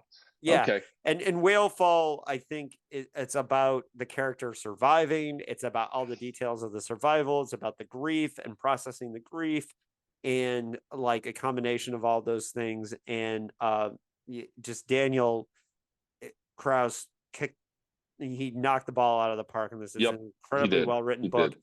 And it's propulsive. And one of the reasons why I thought of David Morrell right there is because he used one of the tricks that Morrell does, which is really short chapters that make you go, "Oh, I can love short chapters." Love short. Yeah. You know who got me? And there's a lot of people who use short chapters and they just suck you in because you're like, all right, I could do 2 more pages. All right, I could do 3 more pages. Yeah. All right. Yeah. Okay. Oh, it's 3 a.m. I'll just read a couple more Paul pages. Wilson's very good at that. Yeah. Too. F. Paul Wilson's great at that. Right. James Patterson and some of his older crime novels, very good at that. You just get sucked into that stuff. When he actually wrote his novels. Yes, correct. Instead of became a money machine, which he is. And just hires writers to ghostwrite his books now. Well, he writes the outlines. That's fine. I can, if they're good, if it's something that a reader would enjoy, I can go with that. All right. Number 4. Number 4 is 2021 by Daryl Gregory. It's called The Revelator. This book, again, this is one I listened to audio because I was looking for something. I had to go on a trip. I was looking for something to listen to, pulled it up on my Libby app, and I was incredibly surprised how great this book was. It takes place in the 1930s and 1940s. It does something which I'm not a big fan of. It does go back and forth with the same characters between 2 different timelines, but it really works here. It's about a 9-year-old girl who's left to hang out with her grandmother in the Appalachians in Tennessee.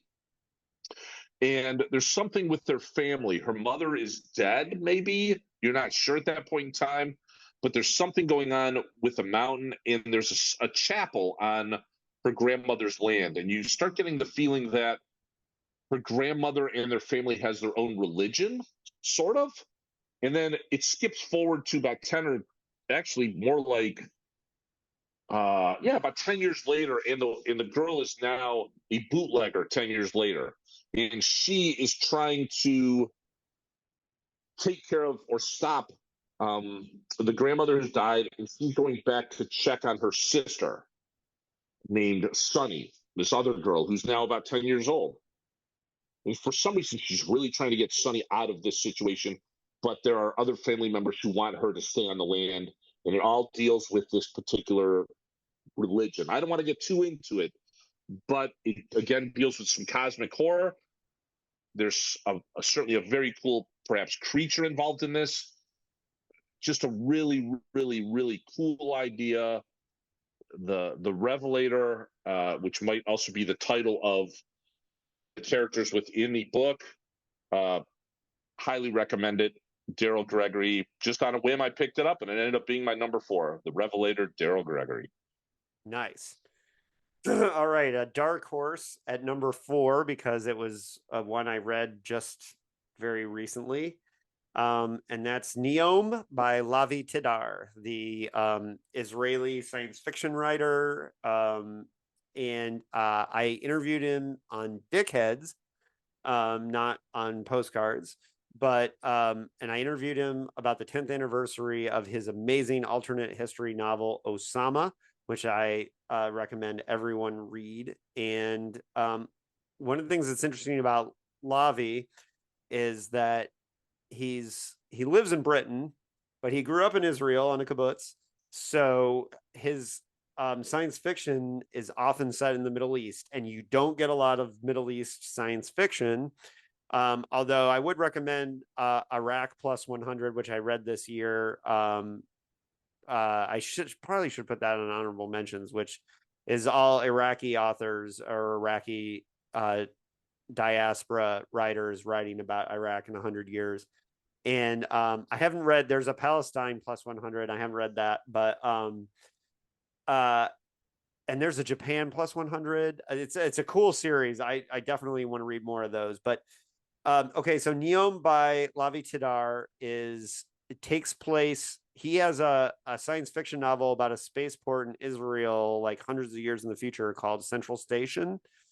And this novel takes place in a city in Saudi Arabia called Neom, which is like outside of the jurisdiction of the Saudi Arabian government, but is like a high-tech city, like on the Red Sea. And it's a fascinating science fiction novel. It's short, it's about 200 pages. And one of the things that I like about Lavi's work is that he definitely grew up reading Golden Age and Philip K. Dick and New Wave writers.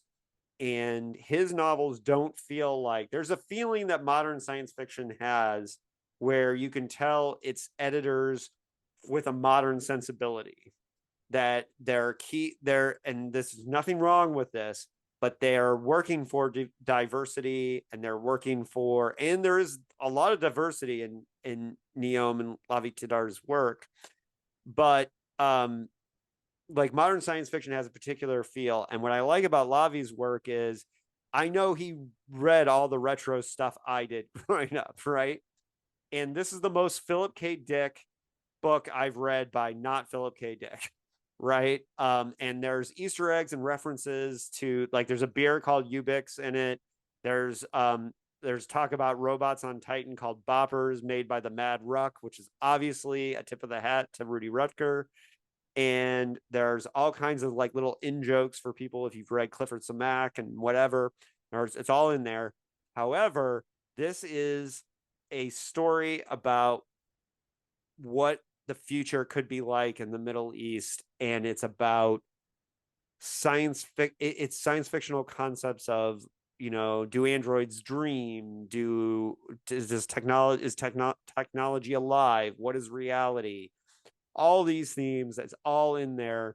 There's not a lot of action, although there is talk of the aftermath of a war. This is a science fictional book of ideas, and it's great. Would I say it's as good as Osama? Osama is a masterpiece that deserved to win the World Fantasy Award. I wouldn't say this is as good as that, but this kicked my ass. I loved it. And I'm really excited to read his most recent book, Circumference of the World, which I believe also takes place in the Central Station world. Have you read any Lavi Tidar? I have not. He's on my list, though. He's on my list. Osama is on my list. Yeah. All right. Your number 3. My number 3 is from 2013. It's probably the oldest book on here. And I got sucked into this just because I saw it again in a bookstore. Night Film by Marisha Pessel. And what this is about, it's about a woman. I'm going to read the actual back blurb of it because it explains it.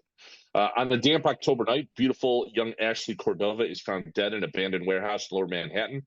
Though her death is ruled a suicide, veteran investigative journalist Scott McGrath suspects otherwise. He goes into so who this journalist is he had done an expose on her father, who was this mysterious film director, almost like a David Lynch-esque. If you were to combine David Lynch with J.D. Salinger, he was very private. He had this compound where he made all of his films. No one really had access to it but his circle of actors. And in this detective, not even a detective, this investigative journalist had done an expose on him years before and gotten into huge legal trouble because of the expose. And what ends up happening is when this girl dies, right before she dies, he thinks he sees her in a crowd. He recognizes her, and then she dies. And he starts digging into it, and it becomes this really twisty and turny, almost a noir-esque mystery.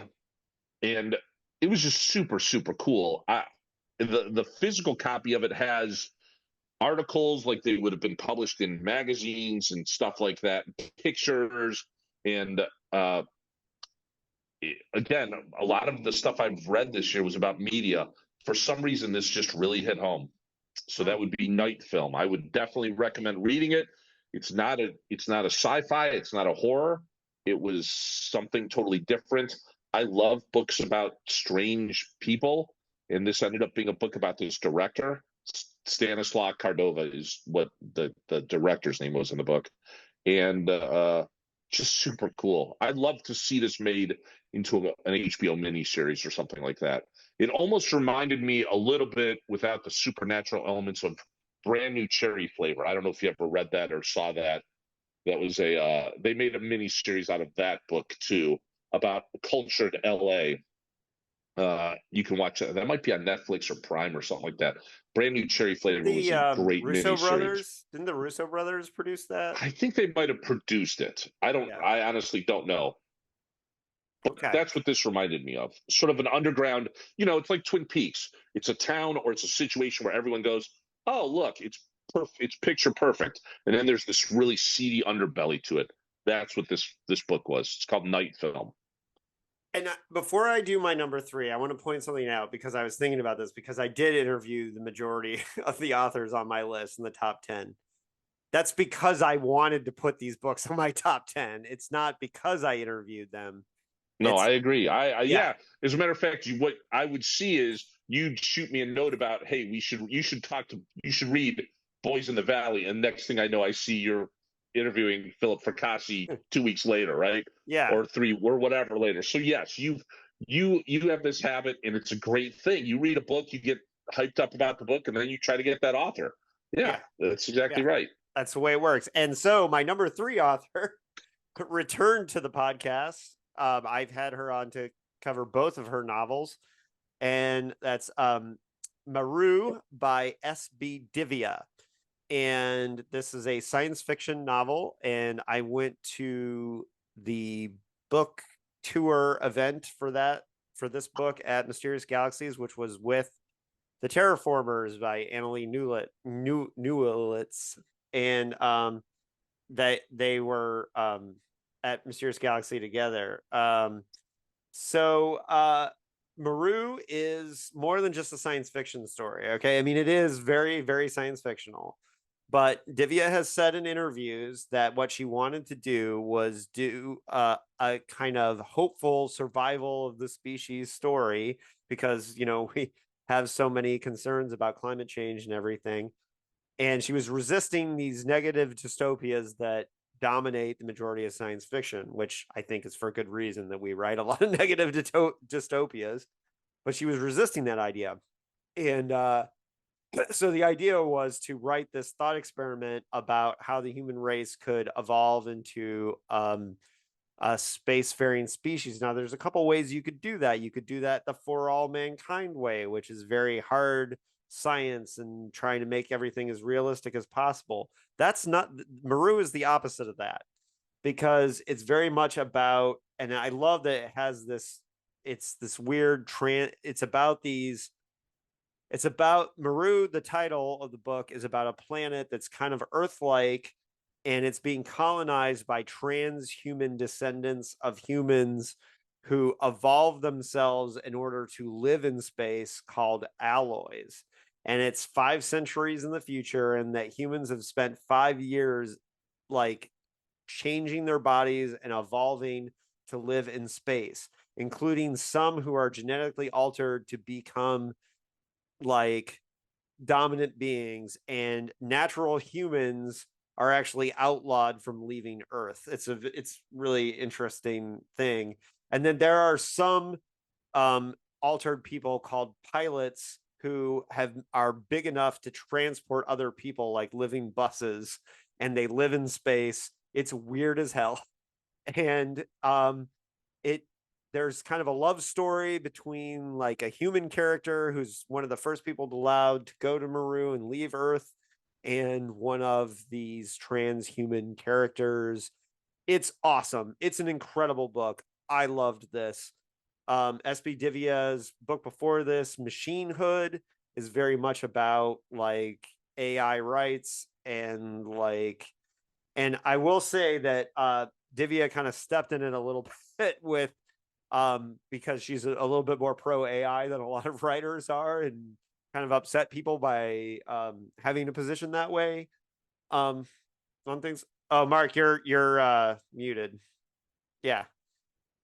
I think we can have that talk a little bit more when we get to the mountain and the sea, yeah, because that is huge.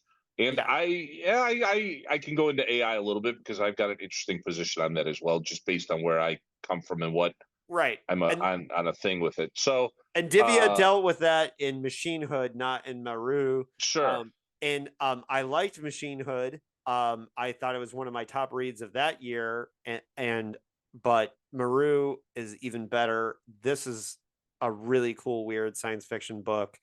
It's Maru by SB Divya, and highly recommended. Any other year, it might have been my number one, because to the level of which I liked this book. It's weird as hell, and I really appreciated that about it. And so it will bounce off some readers for how weird it is.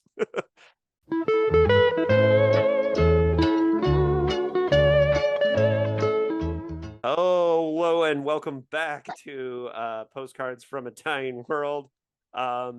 We are wearing different clothes. It's a different day. We had to break for the Vikings game. So Yeah, it was also New Year's Eve. I had made a commitment for New Year's Eve, and we were running a little long. But yeah, look, I was going to go along with we just decided to change clothes. yeah.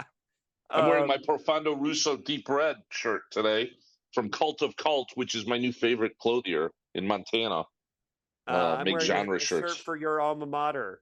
For Well, and yeah, but you have a for all the vested interest in that championships. too. You had a vested interest in that school too. So Yeah. Well, so we're back, and on this end, we've only got a couple more books to discuss, but they're big ones because they're high on our list. So I think we're on your number two, right? Is that where? yes, I did my number 3, which was Night Film by Marissa Pessel. So we are Right. on that my number 2. I think you've done your number 3. What was your number 3? Let's just make sure. My number 3 was Meru by SB Divya. Yes, So yes, we did that. which is now on my list to read. So just remember, folks, for you it was a few seconds. For us, it was New Year's Eve. Yeah, exactly. I'm now all right. So my number 2. This is the second book in this list, and I said that both of his books could have made my top 10. He's sort of my new favorite author, although he's been around for a while. This is The Lesser Dead by Christopher Buehlman. I don't know. I mean, it's pretty easy to explain the concept of this book, but what blew me away was how he wrote it, how different it was from those across the river. This book, well, first of all, I'll tell you how I read it. I mentioned yesterday that sometimes I'll pick up a book and then I'll switch to audio in the car because I have half an hour commute. So I did that with this. I picked up the book. I started reading it. I got it from the Libby app, the ebook.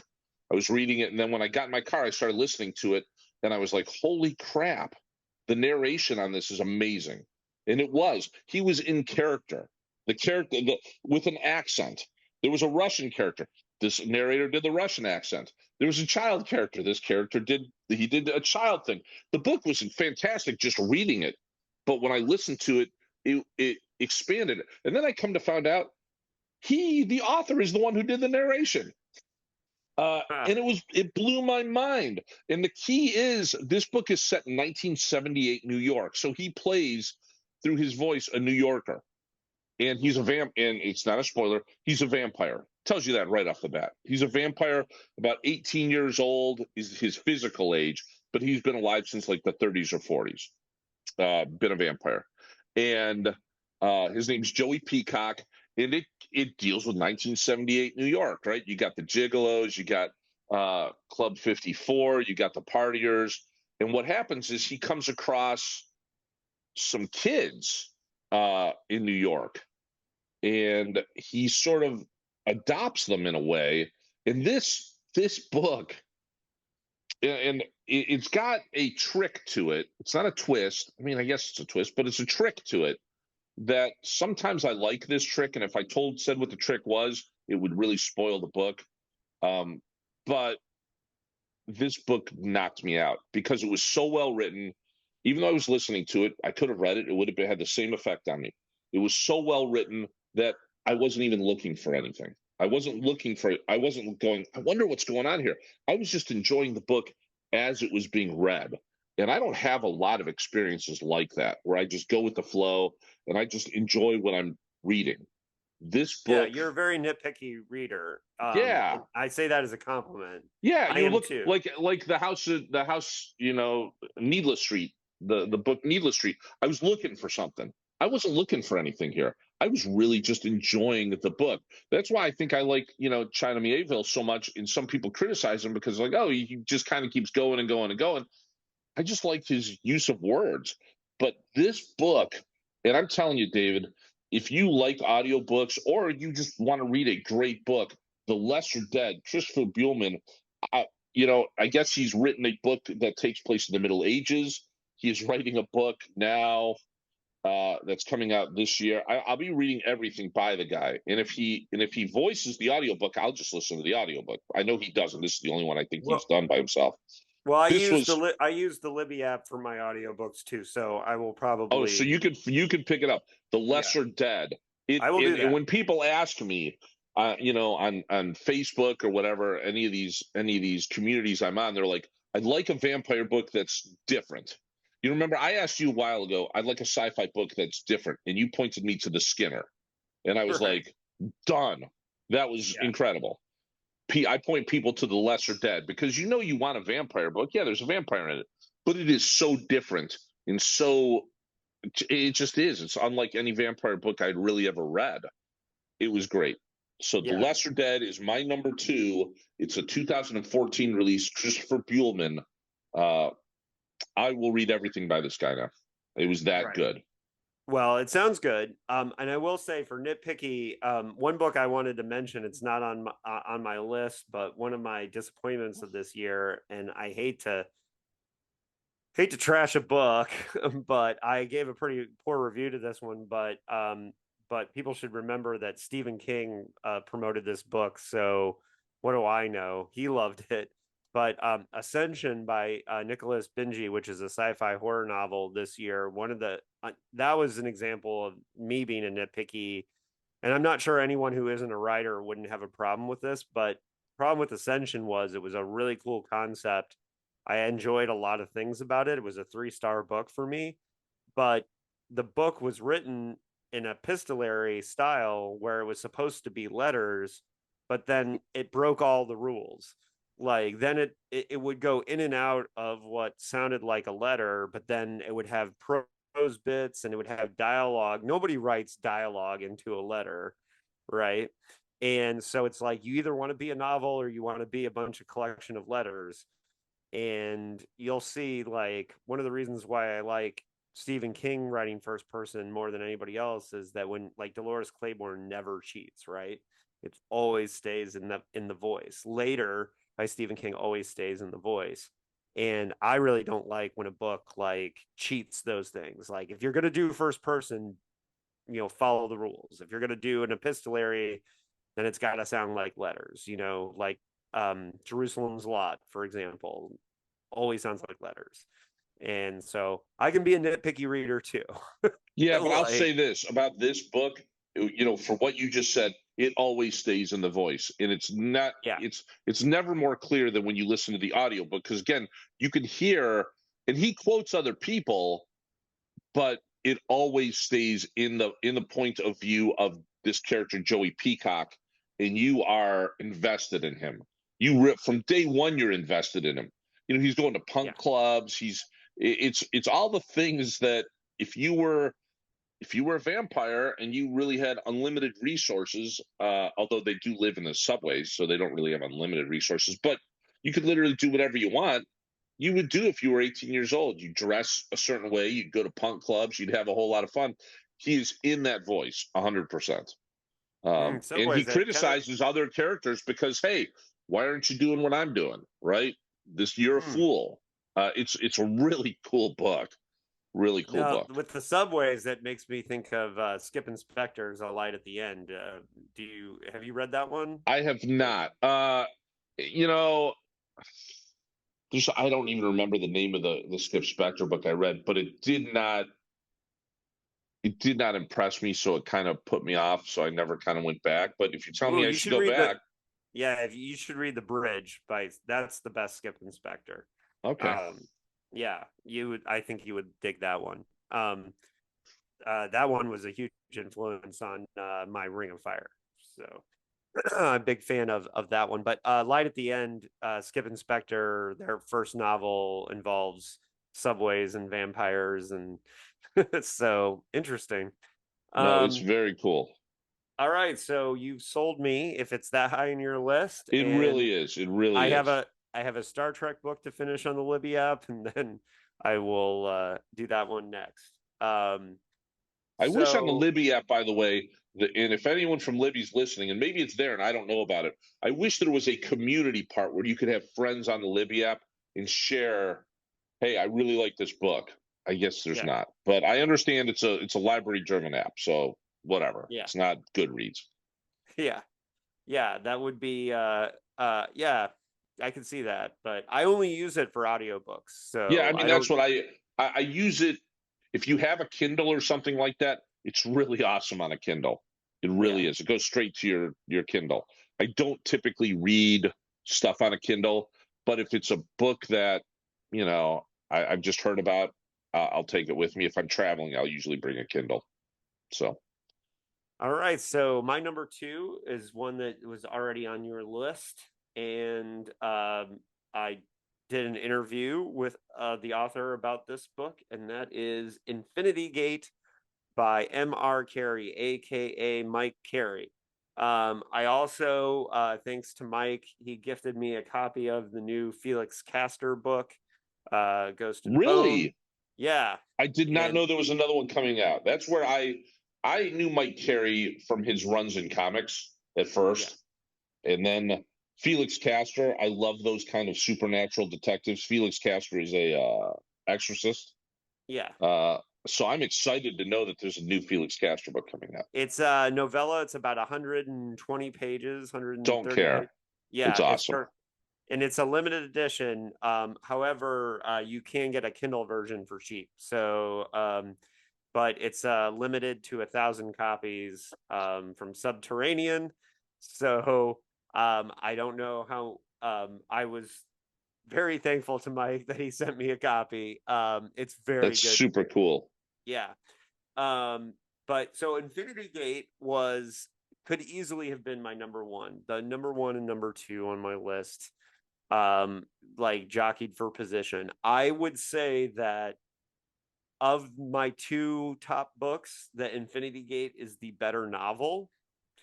I liked my number one more for different reasons, but I would say the best novel that I read this year was Infinity Gate. And for what it did for science fiction, what it does for storytelling and epic scope, I actually think this novel is a freaking magic trick.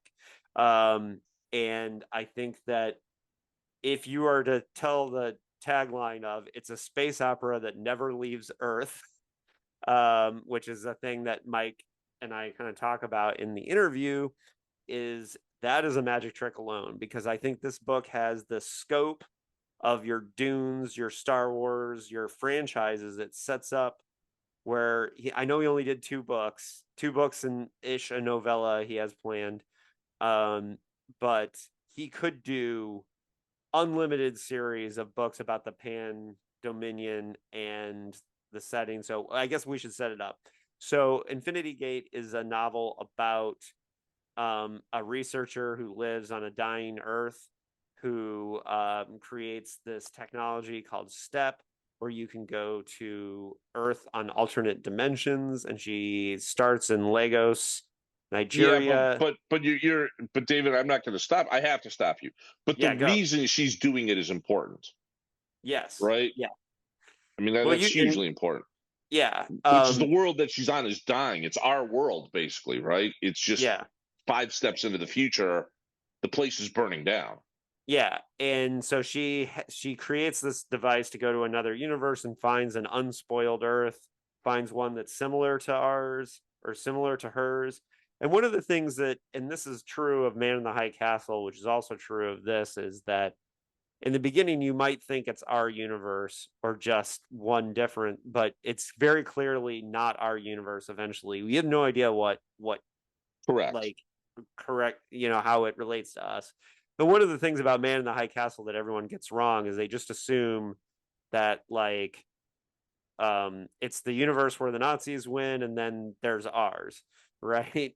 And that in Man in the High Castle, the details of the grasshopper lies heavy, like how the Axis loses is not exactly the same. It's totally different. And that's on purpose. Is And I because think, yeah. And I think in this book, what he does is when she finds the step technology, it's an accident almost, right? She's not even looking for it. Right. And you and think, and one of the things that's kind of cool about how this character kind of weaves it, like, if you think she's going to be the main character throughout the whole thing, she's not.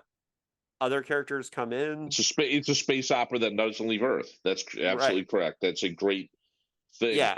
And then a character who she meets in the next dimension that she goes to ends up becoming one of the major characters, and then he kind of weaves out of it. And then we've got this character Paz, who's from a Earth where they're basically rabbits. It's rabbits are the primary dominant species on that version of Earth. And one of the things you find out is that the Pandominion is this UN type organization that has had the step technology for a long time, and they've been able to go between multiple Earths, and they are like a governing body because the different Earths are in never-ending conflict with each other. And so what you have set up, well, they were, yeah, because it was over resources, and then they came to realize, hey, wait, if there's infinite Earths, there's infinite resources. Yeah. Yes, but it's Carrie really explains what you think is. I mean, you're like, well, how did she find an Earth that was so much like hers if they're infinite Earths? He explains how she does that, right? Yeah. He explains how she does the searching. That's what I loved about what Carrie did. Carrie really explained it. He explained the tricks that you'd be like, oh, I guess you just have to suspend belief. No, he explains why is the Pandominium, why do they have these Earths that have resources? Well, because the Earths that aren't in the Pandominium, aren't in this organization, are considered nothing to the Pandominium, right? They literally, what do they call the people on the Pandominium that are sinkholers? They call them sinkholers. Yeah. Who are not in the Pandominium, on the Earths that aren't in the Pandominium, because they just don't care. They don't exist. Yeah. Now, the book that I'm currently reading, that I am about to DNF at this point, is called Wild Massive, and it's almost the same concept, but way weirder and way more surreal and doesn't make sense. And one of the reasons I'm bouncing off this book is because M.R. Carey did pretty much the same concept, but did it almost hard science fiction in comparison to this surrealness. And so in this book, there's these things called elevators, and there's something that's called the building, that's the multiverse, and everybody considers it going to one floor or the other to various worlds, and that's okay, but it gets really surreal. And so Wild Massive, the title concept, is like a theme park, like an Earth theme park, and then there's Earth floors, right? But it's so weird, and normally I would be okay with that.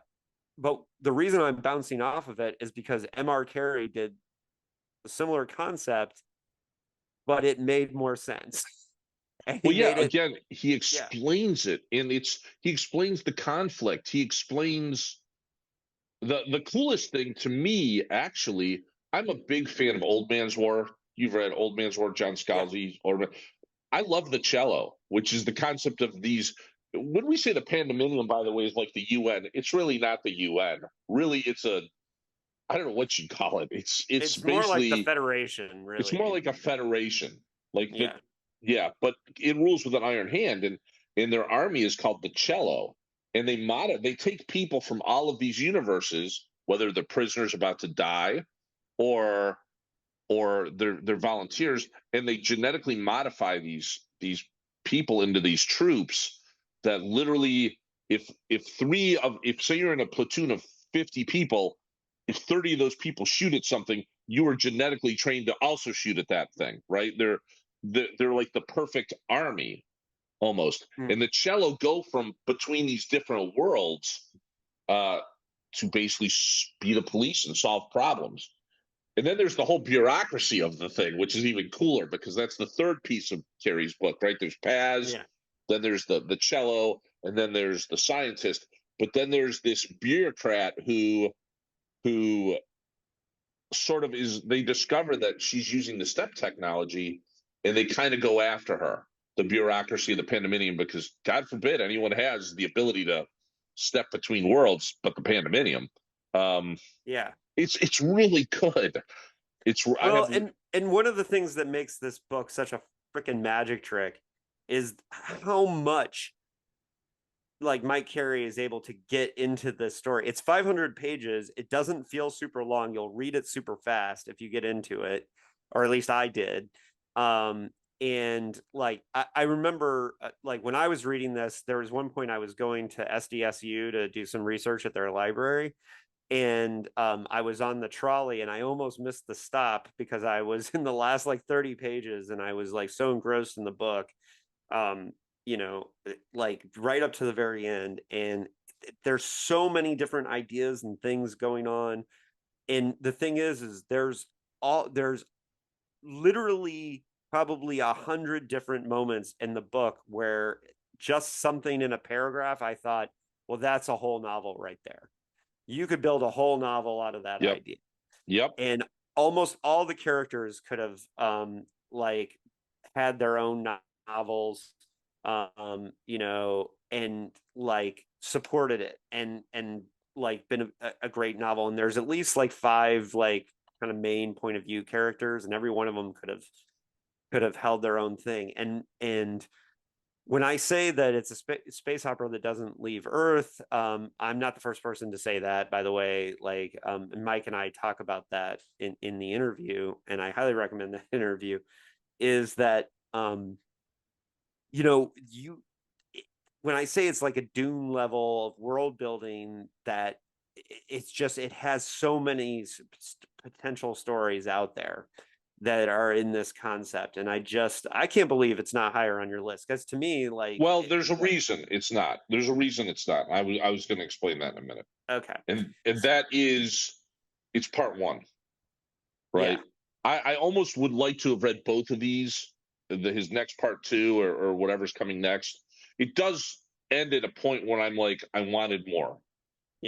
I have a feeling when I read part 2, because I've read a lot of Carrie's books, you know, The Girl with All the Gifts and stuff like that, which is a masterpiece too. They're all great. But it's sort of like watching Lord of the Rings, the movies, right? He didn't get the Oscar until the last movie because it was a complete story. I felt like I need to see, and you're going to understand why in a minute. The Mountain and the Sea made my honorable mention, but clearly it's like number 1 on your list because that's where I think it is. And that is because I need it to stick the landing. I need it to. If this thing comes through and sticks the landing, and we would do a revised list, this thing would shoot up, because this was a huge thing. This book I thought was fantastic. I just want to see the end, and I want to make sure it works. I have no doubt it will, but I need to make sure it works. Yeah, I refuse to ding a book for that. I know, but that's just I have been bitten by that, right? I have read 2 parts of a great book, Necroscope. I mean, that's why I don't read past number 3 anymore. I mean, I'm just like, what have you done? You broke it. I don't want to see it broken. What are you talking about? Necroscope is only a trilogy. I don't know what you're talking about. There are other people who think it's not, and I think that's. It's like there are only 4 Indiana Jones movies, right? In the last one, Dial of Destiny, I thought was pretty good. So I mean, don't break it. Don't break my toys by messing with them. That's why I won't ding a book for it. I've given this book all the praise in the world. If he sticks the landing, it's shooting to the top. I mean, I'm pretty sure I'd have to I know we talked about it in the interview, but I think he's already finished writing book 2. So I think it comes out next year, yeah, or in June or something like that. I yeah, he think gives it's those on my answers. list of most anticipated books. Yeah, he gave that answer in the interview. And if you haven't listened to the interview, you should listen to that. I have not listened to it because I was waiting until I finished. Now I finished the book a couple months ago. I just haven't gotten back to it. I will say this though, David, and it's something you and I have talked about in other, without getting into it, right? In other means, I did not know this book existed until you texted me or emailed me and said you need to read this book, which is bizarre because it's not in any bookstores that I've been at. I have not seen a copy of this. The first thing when you said read this book, I went to go find it in a bookstore. I couldn't find it. I had to order it. Well, I think this is a European release. Is So it? yeah, But I'm not. I was surprised. But I've I was seen that with a surprised lot of too. big books lately. I have seen that with a lot of big books where I'm not seeing those releases in the store, and I wouldn't know about them, Well, especially in that's a sci-fi. bigger that's a bigger book issue It because is a bigger book issue. as soon as it was announced, I put a hold on it. Our library had already ordered it, so and I had to wait for it to come out. I mean, For I went to about 4 bookstores, including a couple independent bookstores around here, that have a lot of genre stuff. I couldn't find it, and I was like, yeah, maybe it is. I'm happy. So pay. This is a lesson. Pay attention. The internet has a lot of bad places in it. All right, it is. It makes me angry on a daily basis. That's why I only post pictures of my cat, my dog, and maybe my daughter, um, or whatever. But the communities, the book communities on the internet, and I'm not talking, book talk or anything like that. Although you can certainly, there are people I like to watch on YouTube who clue me into stuff. But it is important to pay attention to that and give word of mouth. I've told a lot of people about this book and they did not know about it, and they're like, "Wow, this was really great." yeah, Talk I will about good say books. That's how you get them. I would say the two best Facebook groups for finding book recommendations in genre, anyways. Obviously, Books of Horror on Facebook, and you were after me for a long time to get into that group. I think there is a lot of like posts that you can ignore, but you're gonna Sure. find You get a you're lot of gonna posts like, "Hey, what's good to read? I'm new here. What's good to read?" yeah, Okay, well, I get it. But then there's a lot of posts that go really deep and yeah. and are good. Yeah. And these are both groups that if I read a horror book or read a sci-fi book, I'm gonna post there too. And then the Science Fiction Book Club on Facebook is an extremely good group, and I sometimes bristle at they will ding you and delete posts if they think something, the line between what's speculative and what's horror sometimes annoys me there. And they won't let you post about graphic novels, which is kind of annoying to me. But Super annoying to me because at least in horror, well, in sci-fi, I've got a sci-fi graphic novel here. I've been waiting like 20 years to read, and I just got the compendium of it. Yeah, it is annoying because yeah, that's some of the best stuff out there. but I think that Science Fiction Book Club was started by a specific library like 10 years ago, but they have like a modern and a retro read every month that the whole community reads together, and like they're doing Blind Sight in January 2024, which is an incredible science fiction novel if you haven't read it, by Peter Watts, and super weird one too with random vampire for no reason. There's a reason. Peter Watts has talked about the reason, but it seems like no reason. That in an otherwise hard sci-fi novel, one of the pilots is a vampire. And Have you read Blind Sight? No, it is again on that bookshelf up there. Yeah, it's great. It's a first contact novel, right? If I'm not mistaken. Yes, it's very Solaris-y. And similar to my number one this year.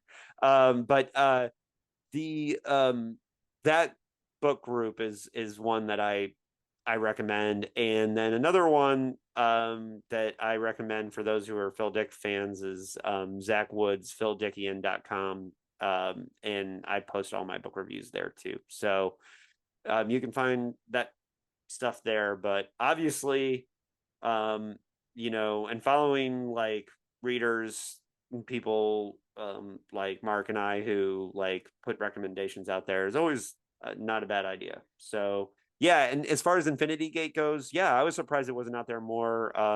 You know, with the success of The Girl with All the Gifts, which was an international bestseller and all that. And his But I comic stuff, think he does have a follow. Like I got he turned has on a him again following because of the as comic stuff. yeah, he has more of a following as M.R. Carey than he does Mike Carey, and he made a joke about how nobody wants the Mike Carey books anymore, and which is not true to me. But I will say that I think, and he talks about this evolution in our interview, but like he was really learning how to write novels, and when he started the Felix Castor books, he wasn't so confident in his ability to write, and that's why he created a character that was so similar to Constantine, so it would feel more comfortable for him. And you know, the step that he took with Girl with All the Gifts was a huge one. And one of the things I like about Mike Carey's books and is that he takes big high concept swings. And I told Mike this, and he knows this, that I bounced off Book of Kaloi because I didn't like he didn't cheat on the first person narrative, but that made the book annoying to me. um because The first, just the narrative, the way it was.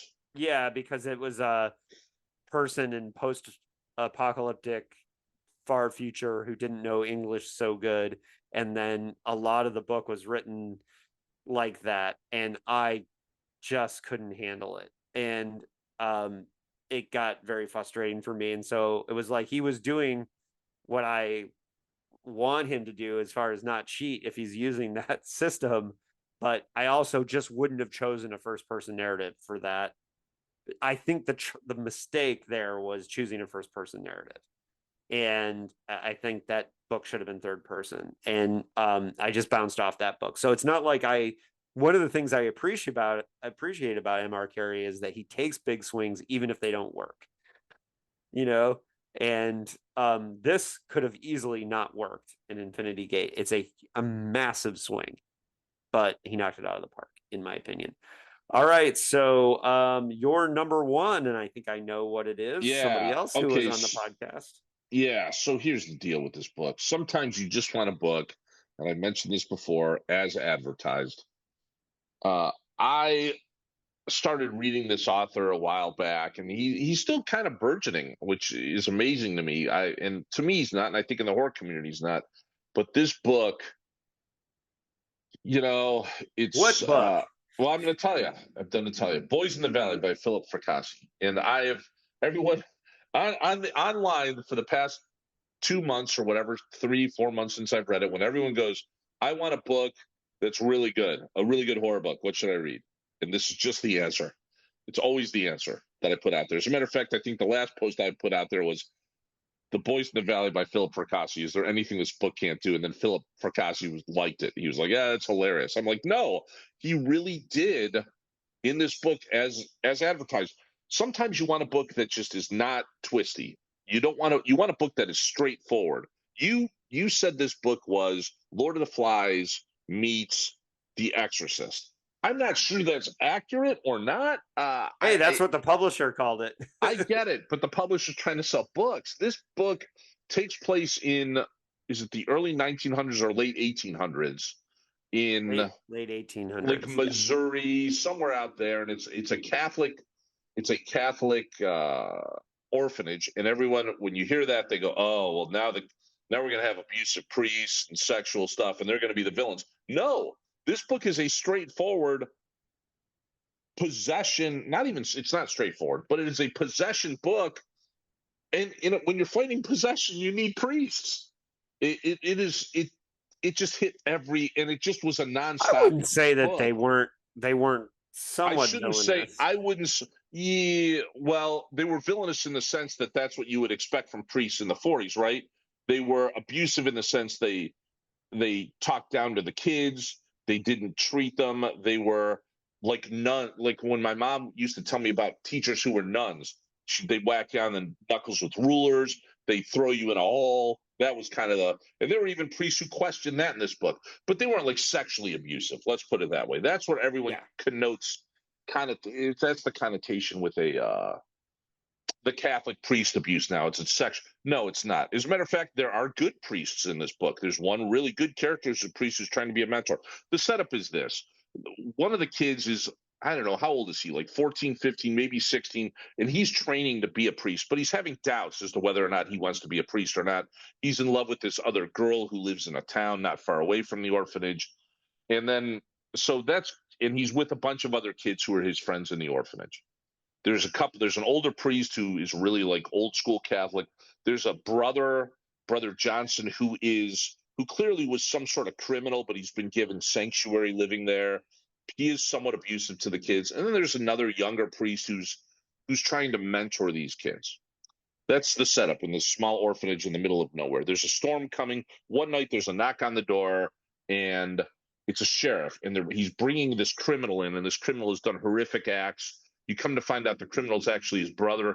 He says, look, this guy is really, really sick. Can you help him, Father? The priest bring the guy in. It turns out he's more than sick. It's pretty clear. And this is not a spoiler. This is the setup of the book. It's the first 20 pages. Turns out maybe he's possessed. Crap goes down. They do a quasi-exorcism, sort of. It goes bad. The guy dies. But somehow, and this ties into a movie that I saw this year that was one of the best movies, which is When Evil Lurks. It turns out the spirit, whatever was in this guy, kind of leaks out, right? It goes somewhere in the orphanage. And it doesn't just go one place. And it sort of starts corrupting some of the kids, maybe not. It's really it's really difficult to sense whether it's one person. It goes into one person, that person manipulates other people, or it goes into multiple people. And that starts the whole thing. Or one of the things that's great about Boys in the Valley is there some kind of illness that's spreading throughout the orphanage that's driving them crazy? True. That is potentially part of it. Although I think that is, we could discuss that if we went to a spoiler zone on that. I think that is probably the least of what I thought was happening. But either way you read it, however you read it, you're going to enjoy it, because it really is, from beginning to end, it's a 3-act book. It follows all the tropes you want it to follow, and it does them so well, to the point where at the end of the book, you're like, that's what I wanted out of that book. It came to a good, solid conclusion, to the point where there are exorcist aspects to it, but you even get some sacrifice, some redemption, it really is a good possession book. I love the setting of it. I like where it was. I like how the point of views were told. Very well written. I've got another book of his called Gothic, which I believe is about a haunted desk that I'm going to read. And then there's another book I have. Again, Fracassi, I think, is a guy who's going to do great things. I think I haven't listened to the interview. He just sold his first science fiction novel too. This was lower on your. But what'd you think of the book? Because you did text me immediately afterwards, going, "We need to talk about this," and I was like, "Well, we'll just save it because I think it's going to be on both of our lists." Yeah, and that's right. And I saw Philip at Mysterious Galaxies for the book tour for this, and picked it up and read it immediately. But Philip was so busy when he was being a road dog for this book, so it took forever to get to It wore him out. From what I saw online, he was like, dude, first of all, I think he spent his own money to go on this tour. Yeah. And he was just worn out because they wanted to bring him here for a signing, and he was like, I just don't have time to do it anymore right now. Yeah. Philip's a writer's writer. He's the type of writer who is really great at talking about the nuts and bolts of the construction of a book and nitty-gritty details of writing. And so I really enjoyed doing the interview with him. And I think there's also he has a short story called Failsafe that was the thing that sold me on him as a writer, and we talk a little bit about Failsafe as well, and you can read that story on Nightmare Magazine online for free. And I highly recommend, because we talk a lot about that story too, because Failsafe was the story that just won me over on Philip as a writer. Like when I read that short story, Well, and as you what you just said though was he's a nuts and bolts guy, and that makes total. I haven't listened either, but it makes total sense in reading this book. This book is a nuts and bolts book. This book, as written, doesn't do anything surprising. I mean, the story is somewhat surprising and twisty. No, the story is, but how it's structured, not surprising, right? Again, it's a three-act story. It is what you want. It is what you are taught when you go to a literature class on how to write, and he does it so well. Sometimes that can be boring, right? He does it with his story and his idea in this book. He doesn't feel the need, at least in my opinion. I haven't talked to the guy, you have. He doesn't feel the need to do any tricks as far as the writing structure because he just tells a great story. And as a horror fan, sure. This story is, in my opinion, just a classic story. I'm not saying this book will be a classic book, but this was a classic story. It is a good versus evil story. I just thought it was phenomenal. Well, look, and here's the thing: is as isolation is a horror trope that really works for me. So the isolation parts of it worked better than and it makes sense. It's not shoehorned in, David. It's perfect. It makes perfect sense.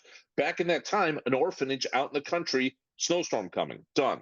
Right? Yeah, the isolation parts work better than the possession parts for me. But that being said, I highlighted this in our interview, but there's a description of what it feels like, and I highlighted this in my review on my blog too. Is there's a scene where he highlights the feeling of what it feels like to be driven by this possession, and now it could just be insanity, and so it doesn't necessarily mean that it's demonic, but this description was terrifying and was one of the best moments of the book to me, because that feeling of the loss of control. It also reminded me of my favorite horror novel of all time, and I said this in the interview, Wet Bones by John Shirley, which is a book about demons and addiction.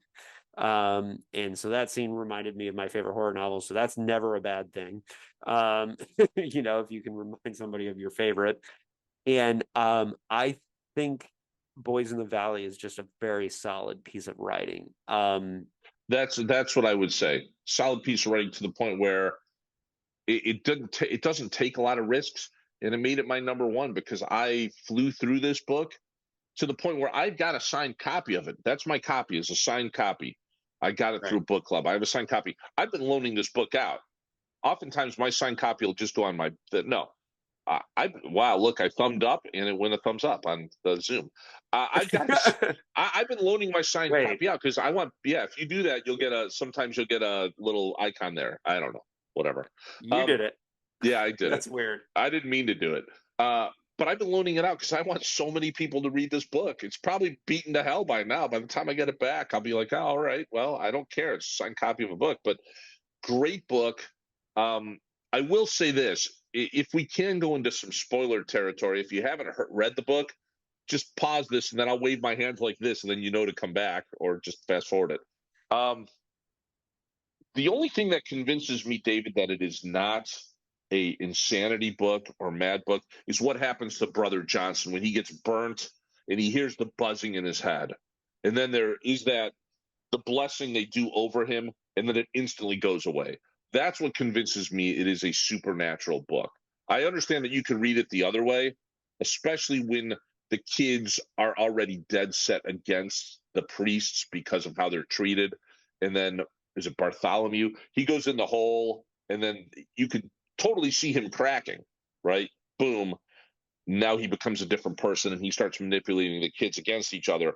But that's the part that makes me think it's definitely possession, just because they are able to do this to an adult who granted was unstable to begin with anyway, right? I would say that there's that possibility, but that's what convinces me it's a possession book.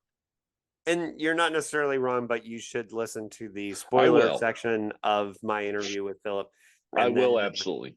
All right, so we're out of spoilers. That's a good way of doing it now. Hey, there we go. Yeah, but that's my number one book. It works for YouTube. Yeah, it doesn't work for the audio, but so here's the thing. Whalefall, I thought was a little bit better of a horror novel. Not to say that, we're not. I just ranked it higher. It's the only horror novel that I ranked higher. My I've become more. I like novels that tell really great narrative with like really high ideas. So you can see like the ones that go higher on my list. And just more of a science fiction reader Yeah, these days. and look, any of these books are excellent. Any of these books in my top Yeah, 10 are excellent. I mean, yeah. I mean, there's gonna the Revelator I I'm not thought pitting the books was against each excellent. other, No, honestly. not pitting them at all. For me though, this book and what I like to see in my horror stuff. That being said, again, the movie that I like the most this year, which When Evil Lurks, is a totally different take on possession to the point where it's out there. It's a different idea. But for me, this book just being a straightforward, it was almost like reading a classic 1970s horror. You knew where this book was going at the end. I at least felt I knew where it was going the whole time. The end of it I thought was pretty telegraphed, but I loved it. I loved the way it went. It was a classic Yeah, story.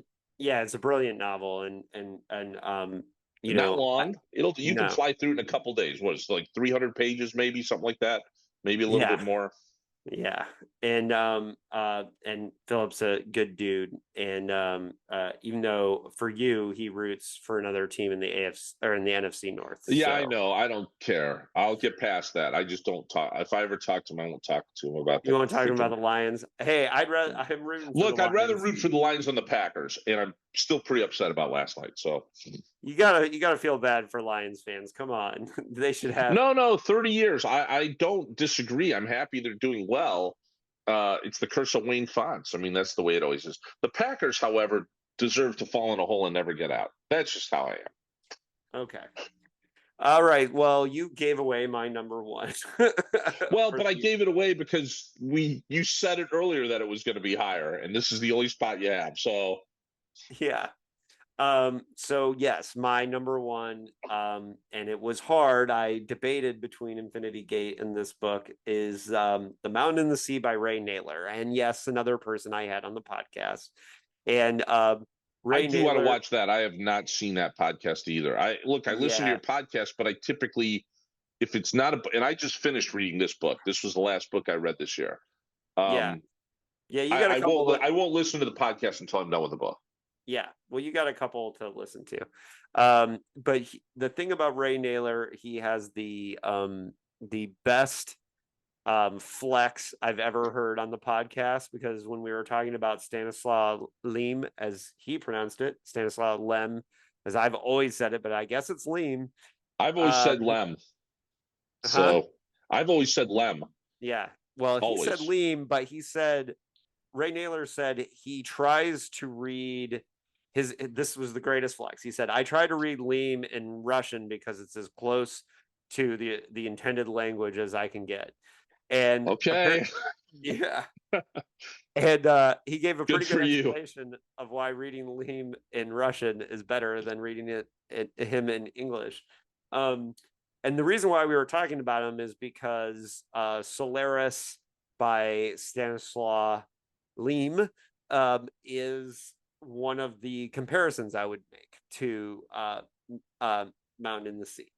Set in the near future, this is a story told from many points of view.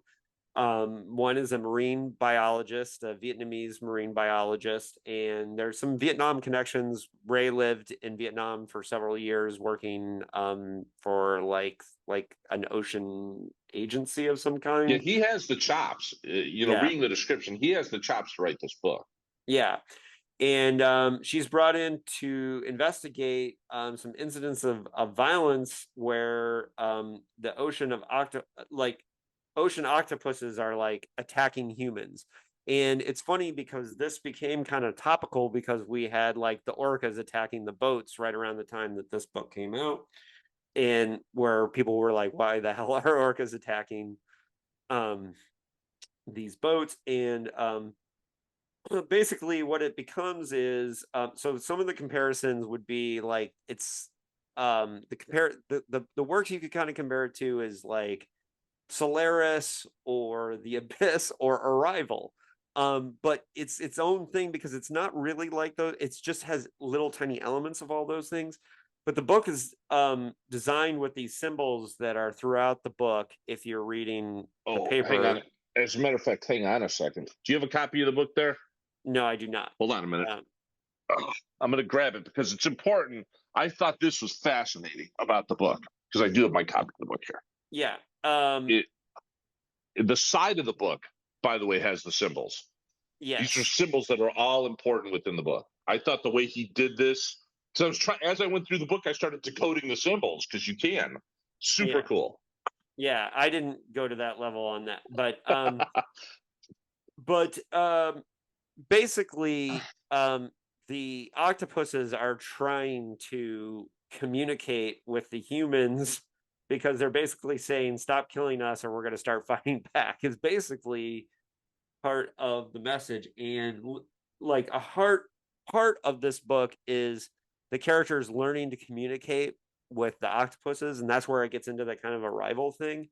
And then but the life in the oceans and their motivations become like a huge part of what's going on here. And to me, this is an extremely original science fictional concept. I can compare it to all these other things, but it's not like these other things. And it comments on the future, it comments on our place on the planet. It's an environmental novel. It's an environmental novel that comes to it from a perspective that is so original and so out there. And in the late 90s, there was like a lot of like environmental movements embracing Ishmael by Daniel Quinn and the sequel-ish Story of B by Daniel Quinn. And it was like there was entire movements of environmentalists who were handing that book out. I was one of them. There were people getting tattoos. There was like a whole thing. And to me, Mountain in the Sea is a book that deserves that kind of treatment. I wish it was a book that more people were reading, but it's and it's definitely getting attention in the science fiction community, but I don't think necessarily everyone's getting it. To me, this was the most brilliant book I read of the year. It's the smartest science fiction. It's incredible. It's thought-provoking. It has a message that I think is amazing.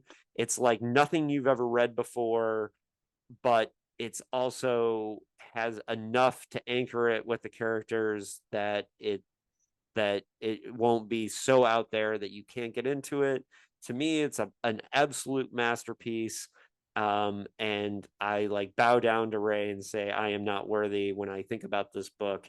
And I'm not necessarily sure that everyone else will see this book. You obviously only had it as an honorable mention. Well, we'll talk why. Yeah. And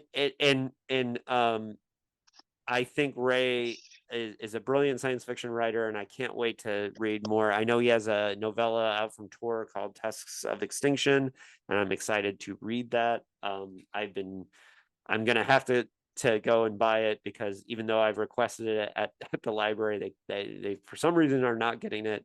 And so I will have to get that and read it soon because I want to get Ray back on. He was a great guest on the podcast. We talked a little PKD, some Stanislaw Lem. We talked about the message in science fiction, and he's like an incredibly smart dude. Now, Mark, your take on it. All right, Josh, this book was so well written, and it's going to be hilarious because as I talk about this book, you're going to go, why wasn't it in your top 3? And I'll explain that in a minute. It was so well written. There's a lot in the book. It's a big book. It's a big idea book. As you pointed out, it reminded me at points of Ted Chiang's Stories of Your Life, which is where Arrival came from. Right. Yeah, and I hate to interrupt you so quickly, but one thing that I did want to point out is that where we come from differently politically too is this book is like geared message wise. No. I think it's geared message wise to me too in a different way though, right? Because that's how big this book is. But that's what I'm going to say.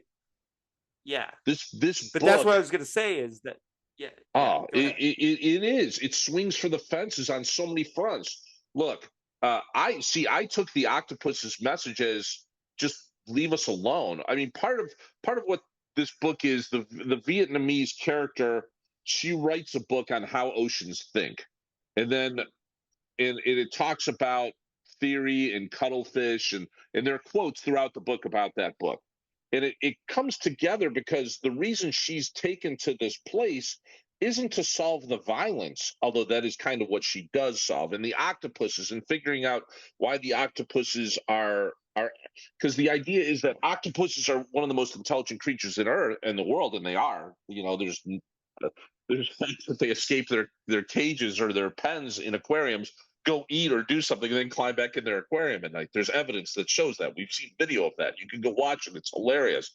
They're super smart. The problem is they're never an organized society because of their lifespan. They only live for like a year and a half. So they don't have this language to pass down. Her concept is, well, what if they do have a language to pass down? And she's brought to this island, this archipelago, not only to deal with that, but she's brought by this company, and the company is developing AI. As a matter of fact, it's such a big book. One of the characters there is an android, basically, and it's the most sophisticated AI. And we'll talk about AI because I tend to. That's what I loved about this spoiler, book. But it's not. That's not a spoil. The fact that Evrim is there, that is not a spoiler. That is actually, I think, on chapter 3. I'm looking at the book now. But the fact is, and it's a spoiler because most people will read over that and not get that, and it becomes it's also on the back of the book. Anyway, okay. All right. But anyway, the company is trying to develop and is studying intelligence. That's why this all comes together, and it speaks about. It's really a book about humanity. And there's a quote that I actually took a picture of while I read this book, which I loved. And that is, and it's really early in the book, so this is not a spoiler. What is the point of an android? Well, why go to such trouble to make them human when making humans is almost free? The response was by the person who's being interviewed. The great and terrible things about humankind is simply this: we will always do what we are capable of. That's 100% true. Yeah. People who are afraid of AI in the real world, and I'm getting away from this book, shouldn't be afraid of AI. There's not going to be a Terminator situation. We're doing so much worse as humanity than Terminators ever could. That's a huge part of this book. Why is it an honorable mention? I'll tell you that. I loved this book up until about this point. It just didn't come together in the end. There were so many grand ideas. The very end, I felt it wasn't satisfying enough for what this. Halfway through this book, or where I was like, this is my #1 book of the year. Absolutely. There's so much happening. There's AI-driven boats. There's hackers. There's eco-terrorism, quasi. There's Tibetan monks that are robots. Society has been. There's so much in this book, and I was like, and the ideas are so simple. Communication, animal rights, even though, again, that's not as big of a passion of mine as it certainly is of you. It's in here. All of that. How to be human. How to be a good human. Why to be a good human. All of that's in this book. At the very end, though, there were too many ideas, and I don't think he tied it up well. I really don't. I disagree wholeheartedly. You may disagree wholeheartedly, but I really felt like I love the epilogue of this book. I do love the epilogue, the 3-page epilogue of the book, but I felt that there was so much there. I could have used another 300 pages of this book. I think he wrapped it up in about 100 pages.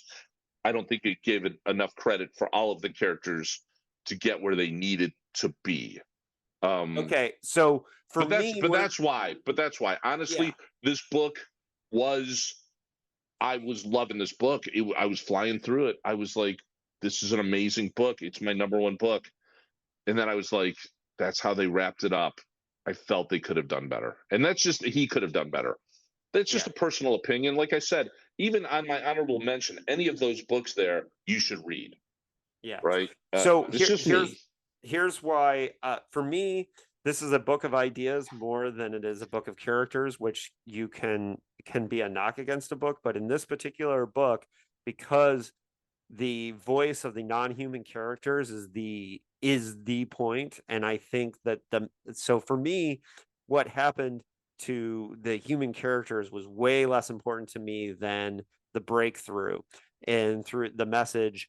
And you could look at that as a negative, but to me, that was the thing that was most important about this book. So for me, like, as long as that message gets through to the person who's reading the book, then mission accomplished. But to me, And that's the problem, David. That message got lost, right? I get what the message is, which is, I get it. It's written here on the spine of the book, to be honest with you. But it got see, lost I didn't because I wanted. translate that. I don't know what I it. wanted. Well, I mean, it's pretty. You're not going to be able to translate it, by the way, until you get to the end of the book, right? That's how Right. the book works. But I wanted to know more about that. Every time we got to the octopus part, I was excited. I loved the fact there's a scene here where she sees a fish and it turns out it's an octopus in disguise, right? And it's not because it's just because that's the nature of an octopus. They can do that. I love that stuff. I felt the octopus in the end didn't get what it deserved as a character or not, or a metaphor, or whatever you want to say. I felt that didn't get what it deserved. Ideas are great. Stanislav Lem or Lem, however you want to say it, that's a great book for the ideas, but you still have to have a great story around it. And I think this was a great story up until it all came together, and then it didn't satisfy me what it was. I mean, well, and I will say, you just finished reading this book. I read it like 8 months ago. So it was brilliant. It was brilliant. So I can't. I wouldn't be able to, master a defense against somebody who just read it. Yeah, and I'm not asking you to. I mean, I can see where someone would go, this is the best book. Yeah. But what I will say is that I felt like it was a transformative experience reading it.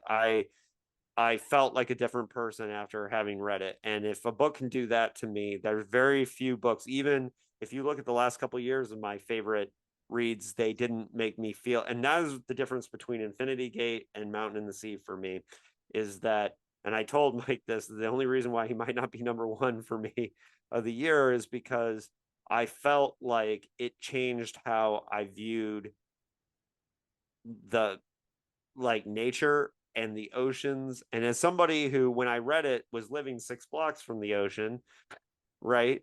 So within the time that I was reading this book, I was going for runs, and I had moments where I stopped and stared at the ocean as this great, big, massive thing.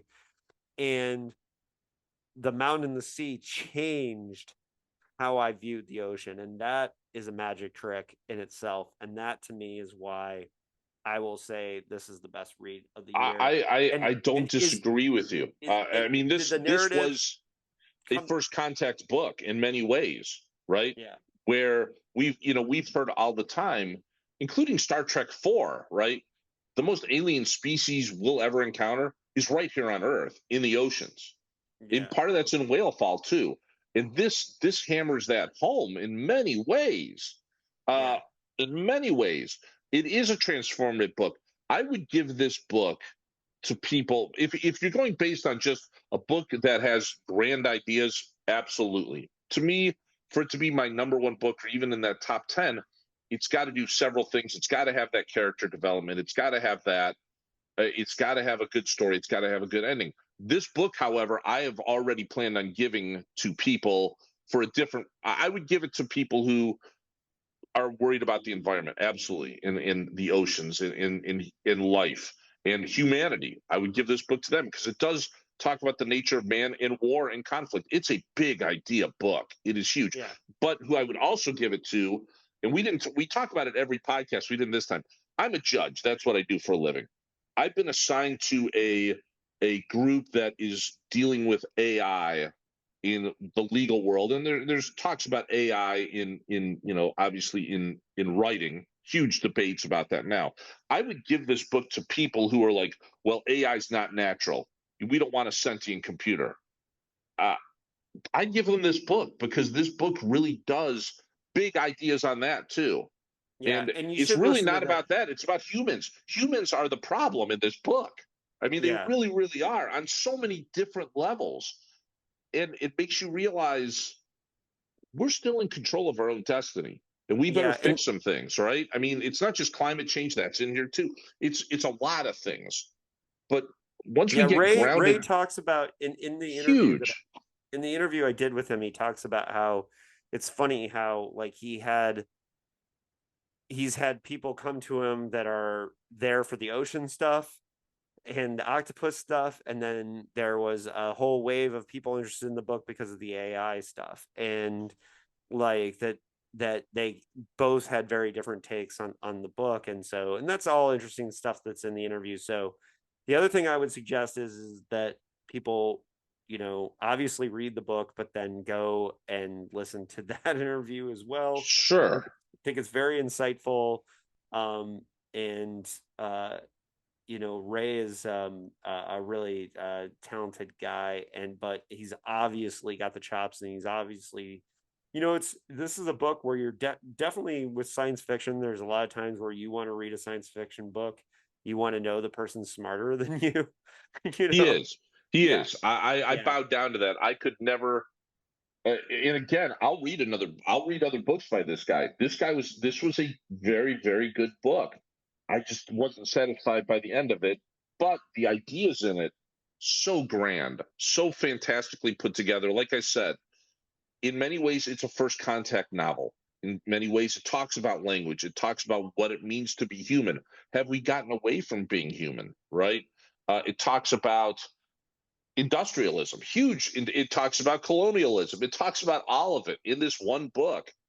And that's why it's the best book that came out this year. But you still got to have a good story. And it is a good story for me up until the end. And then I'm like, it has a great it could have used 300 more pages. Yeah. I would have read 300 more pages of what was already a 500-page book. There you go. So I asked the listener, who do you trust? Well, we'll go and read the book and then determine. But that's also a great part about this book, though. This book, whoever reads it will take something different from it, right? Yes. I mean, everybody's going to have a different point of view, and that's I agree. Yeah. There you go. Maybe I will. I'm moving it up. It's number 4. I don't even know what was number 4, but everything just shifted down. Now that I've convinced myself it should have been on my list, it should have been an honorable mention. Yeah, I when you said honorable mention, I was like, come on, man. No, I really, after I read tough it, room. It's recency bias. Maybe I felt soured about it. I mean, I did, but now talking about it, I'm like, yeah, exactly. I mean, it's good. And being on honorable mention to me is good too, but it's good enough to get there. It's not my number 1. What I said about my number 1 and number 2 is that I actually think Infinity Gate is a better novel, like a better story, but I was more impacted by Mountain in the Sea. So when I read this book, I knew this was your number 1 book. Yeah. I just knew it.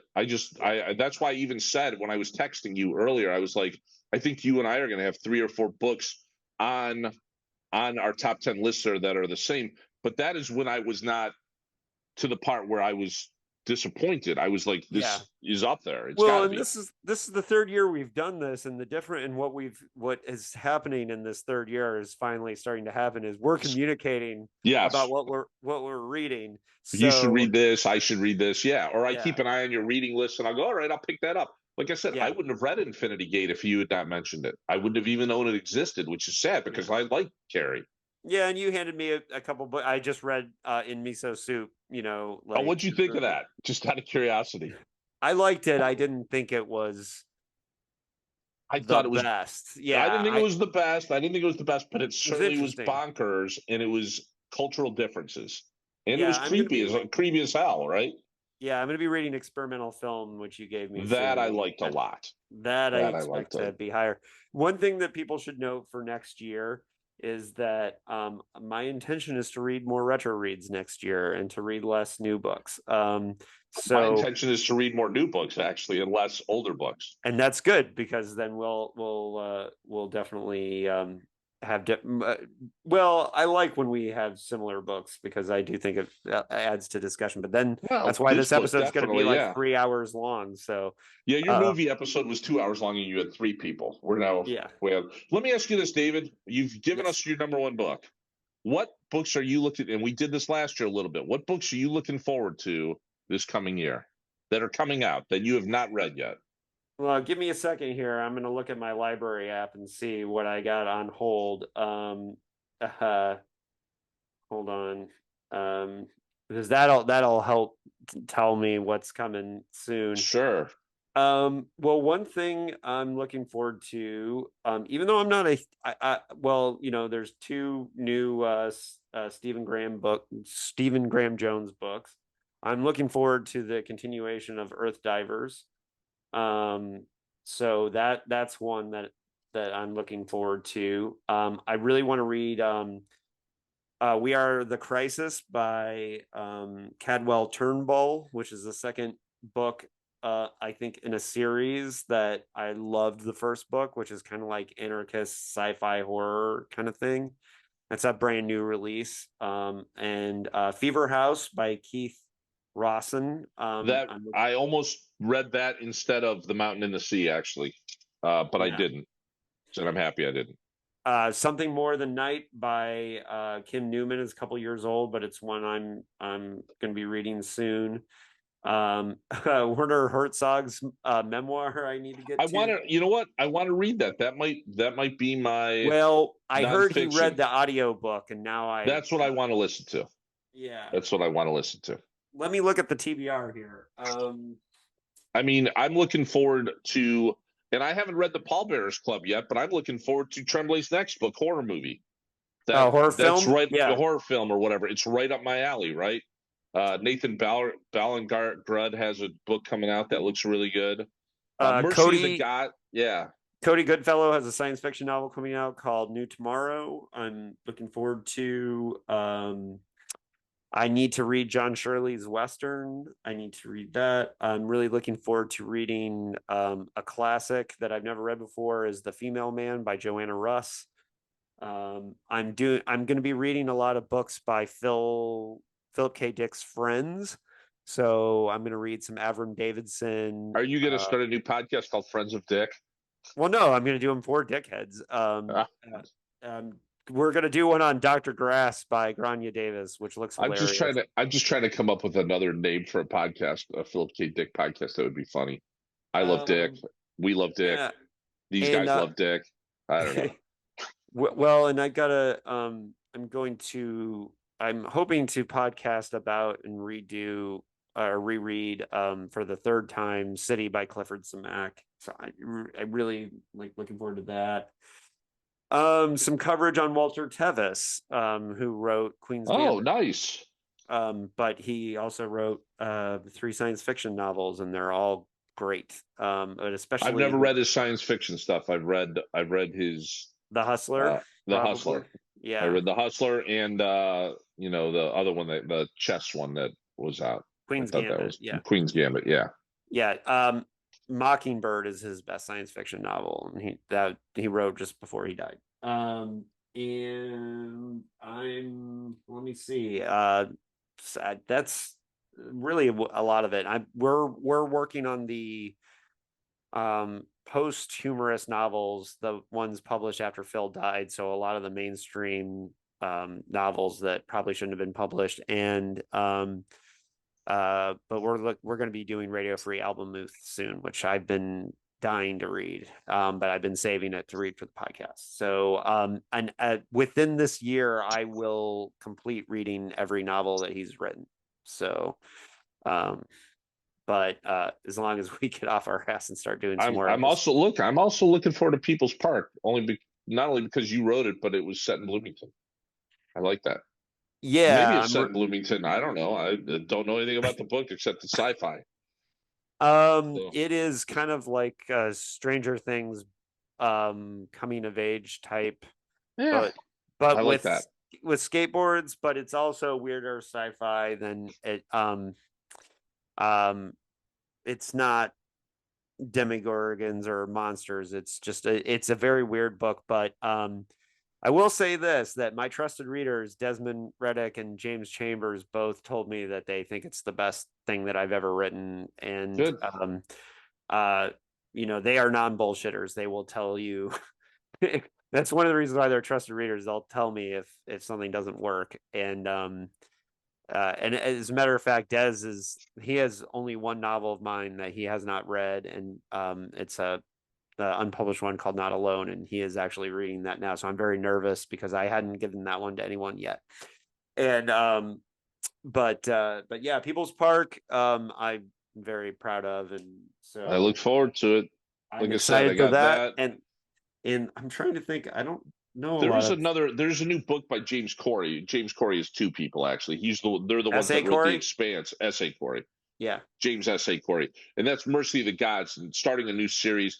I really like The Expanse. I thought it was a good space opera. I The like the Expanse show. series. And the show for the first 4 seasons is pretty much one book a season.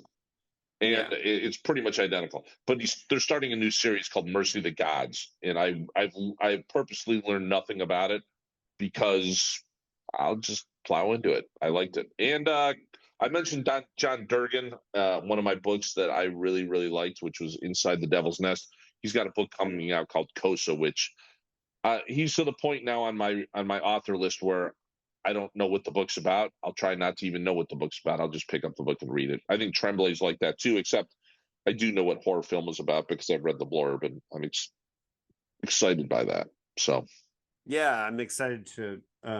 It's funny. Golden's already read the one after horror film, and he mentioned it the other day, and I was like, damn, I want to read that one too. So we're 2 books out on this is Tremblay. Christopher Golden. Yeah, Yeah. and yes, and well, and with StokerCon coming, I probably will. I like some of his books. I need to get back into his series of books. I read the one Ararat. I really liked Ararat. The second book of that series I didn't like as much. But Mark, you ought to come out for StokerCon, dude. It's in when San is it? Diego. It's Here's the it's May 30th through the weekend of May 30th, the first weekend of June. look. I'm not going to lie, right? I did not last year take a full week's vacation because my wife does not have vacation time. So I just take like 2 or 3 days off here or there. I'm looking for something to do on my own, so maybe I will look at doing that. I'd Yeah, love to take the train out. What I want to take is my goal. I had to fly. I was supposed to fly to Seattle. I was going to take the train back to Chicago because I always yeah. wanted to take a long train ride. Maybe I'll take the train out to San Diego. I know there's a train route that goes right out there. Why not? What you could do, well, and I I did the train from LA to Portland overnight when I did the last pass on Last Night to Kill Nazis. My original plan was to just get a cabin somewhere and hide in the woods, and then Carrie suggested that I Too misery. Too misery. yeah, I did a sleeper car on the train to and from Portland, and then I just spent a day or two in Portland. And if you leave LA in the morning, it's perfectly timed. So like the sun is coming up as you go through the mountains in Northern California, and you go through in the afternoon, like the most beautiful parts of Oregon. And I highly recommend that trip. That's my goal. That's Yeah. so So if you go Chicago to Seattle, you could time it that you're going through Glacier National Park at kind of that moment, and they say it's yeah. gorgeous. Yeah, I'm sure that's a nice trip too. But either way, you could fly out to San Maybe I Diego, go to will. StokerCon, and I've get the never train been to back. San Diego. You'd have to show me around. It'd be awesome. I might plan on doing that, David. I'm gonna look I at will it. be a little busy that weekend, I but I know will you do what I will, can. but still, I'd love to see what's going on. Well, I right like up the road books. from. I live right up a crazy hill from the hotel where StokerCon is at, so it's very close. I'll take a Um, look. yeah, and if the hotel's all booked up, I got a backup for you. That's That's even cooler. fine. Look, those were our books of the year. Yeah, Hopefully, someone listened to this entire podcast. I yeah. hope they did, and at least got some books out of it. All right. So, well, folks, thanks for if you nerded out this far. I don't have a lot of new releases because my intention this year is to do more retro reading, and that's partially for my role as with Amazing Stories, and partially just because like that's what I like to read more or less. But so next year might be a weird list. I might only have 10 new reads. I don't know. Well, folks, thanks for joining us. And Mark, do you want people to find you? There's nothing to find. I'm a judge. I do judge things. I work also in administration. There's nothing to find. You can find me on books of horror or in the sci-fi book club online. If you want, if you see me mention something, read it. I don't know. Don't read it. I'm largely there as a fan anyway. Maybe look, if I ever get around to writing the screenplay, maybe I'll tell people to find me. Whatever. Yeah. Although I'm thinking about starting a podcast judging horror, but now I might just make it called The Judge. It's just having people bring on different subjects. It doesn't have to be horror. This is about have two people. Someone come on and tell me why this is an AI book. Someone come on and tell me if it's a animal rights book, and I'll decide which one it is based on your arguments. Who knows? How about judging the fantastique? I like that, because that could be anything, right? Yeah. The 1972 Dolphins versus the 1985 Bears. I don't care. Let's do it. The key is having interesting conversations. So who knows? If I get around to it, I'll get around to it. How about Air Coryell versus the 85 Bears? So I think that would have been look, and that's the San Diego Charger fan in me talking, but the San Diego Chargers back then were a part of the greatest playoff game in the history of playoff games, which you can find on YouTube, which is the Chargers versus the Dolphins, the epic in Miami. Yep, the Dolphins were the only ones that beat the Bears that year. That's one of the greatest football games ever, and I'm not just saying that because I was a Charger fan. That was, but obviously before my Charger time. Mark, you have to close us out, but thanks for listening, folks, and we'll see you next time. Take care.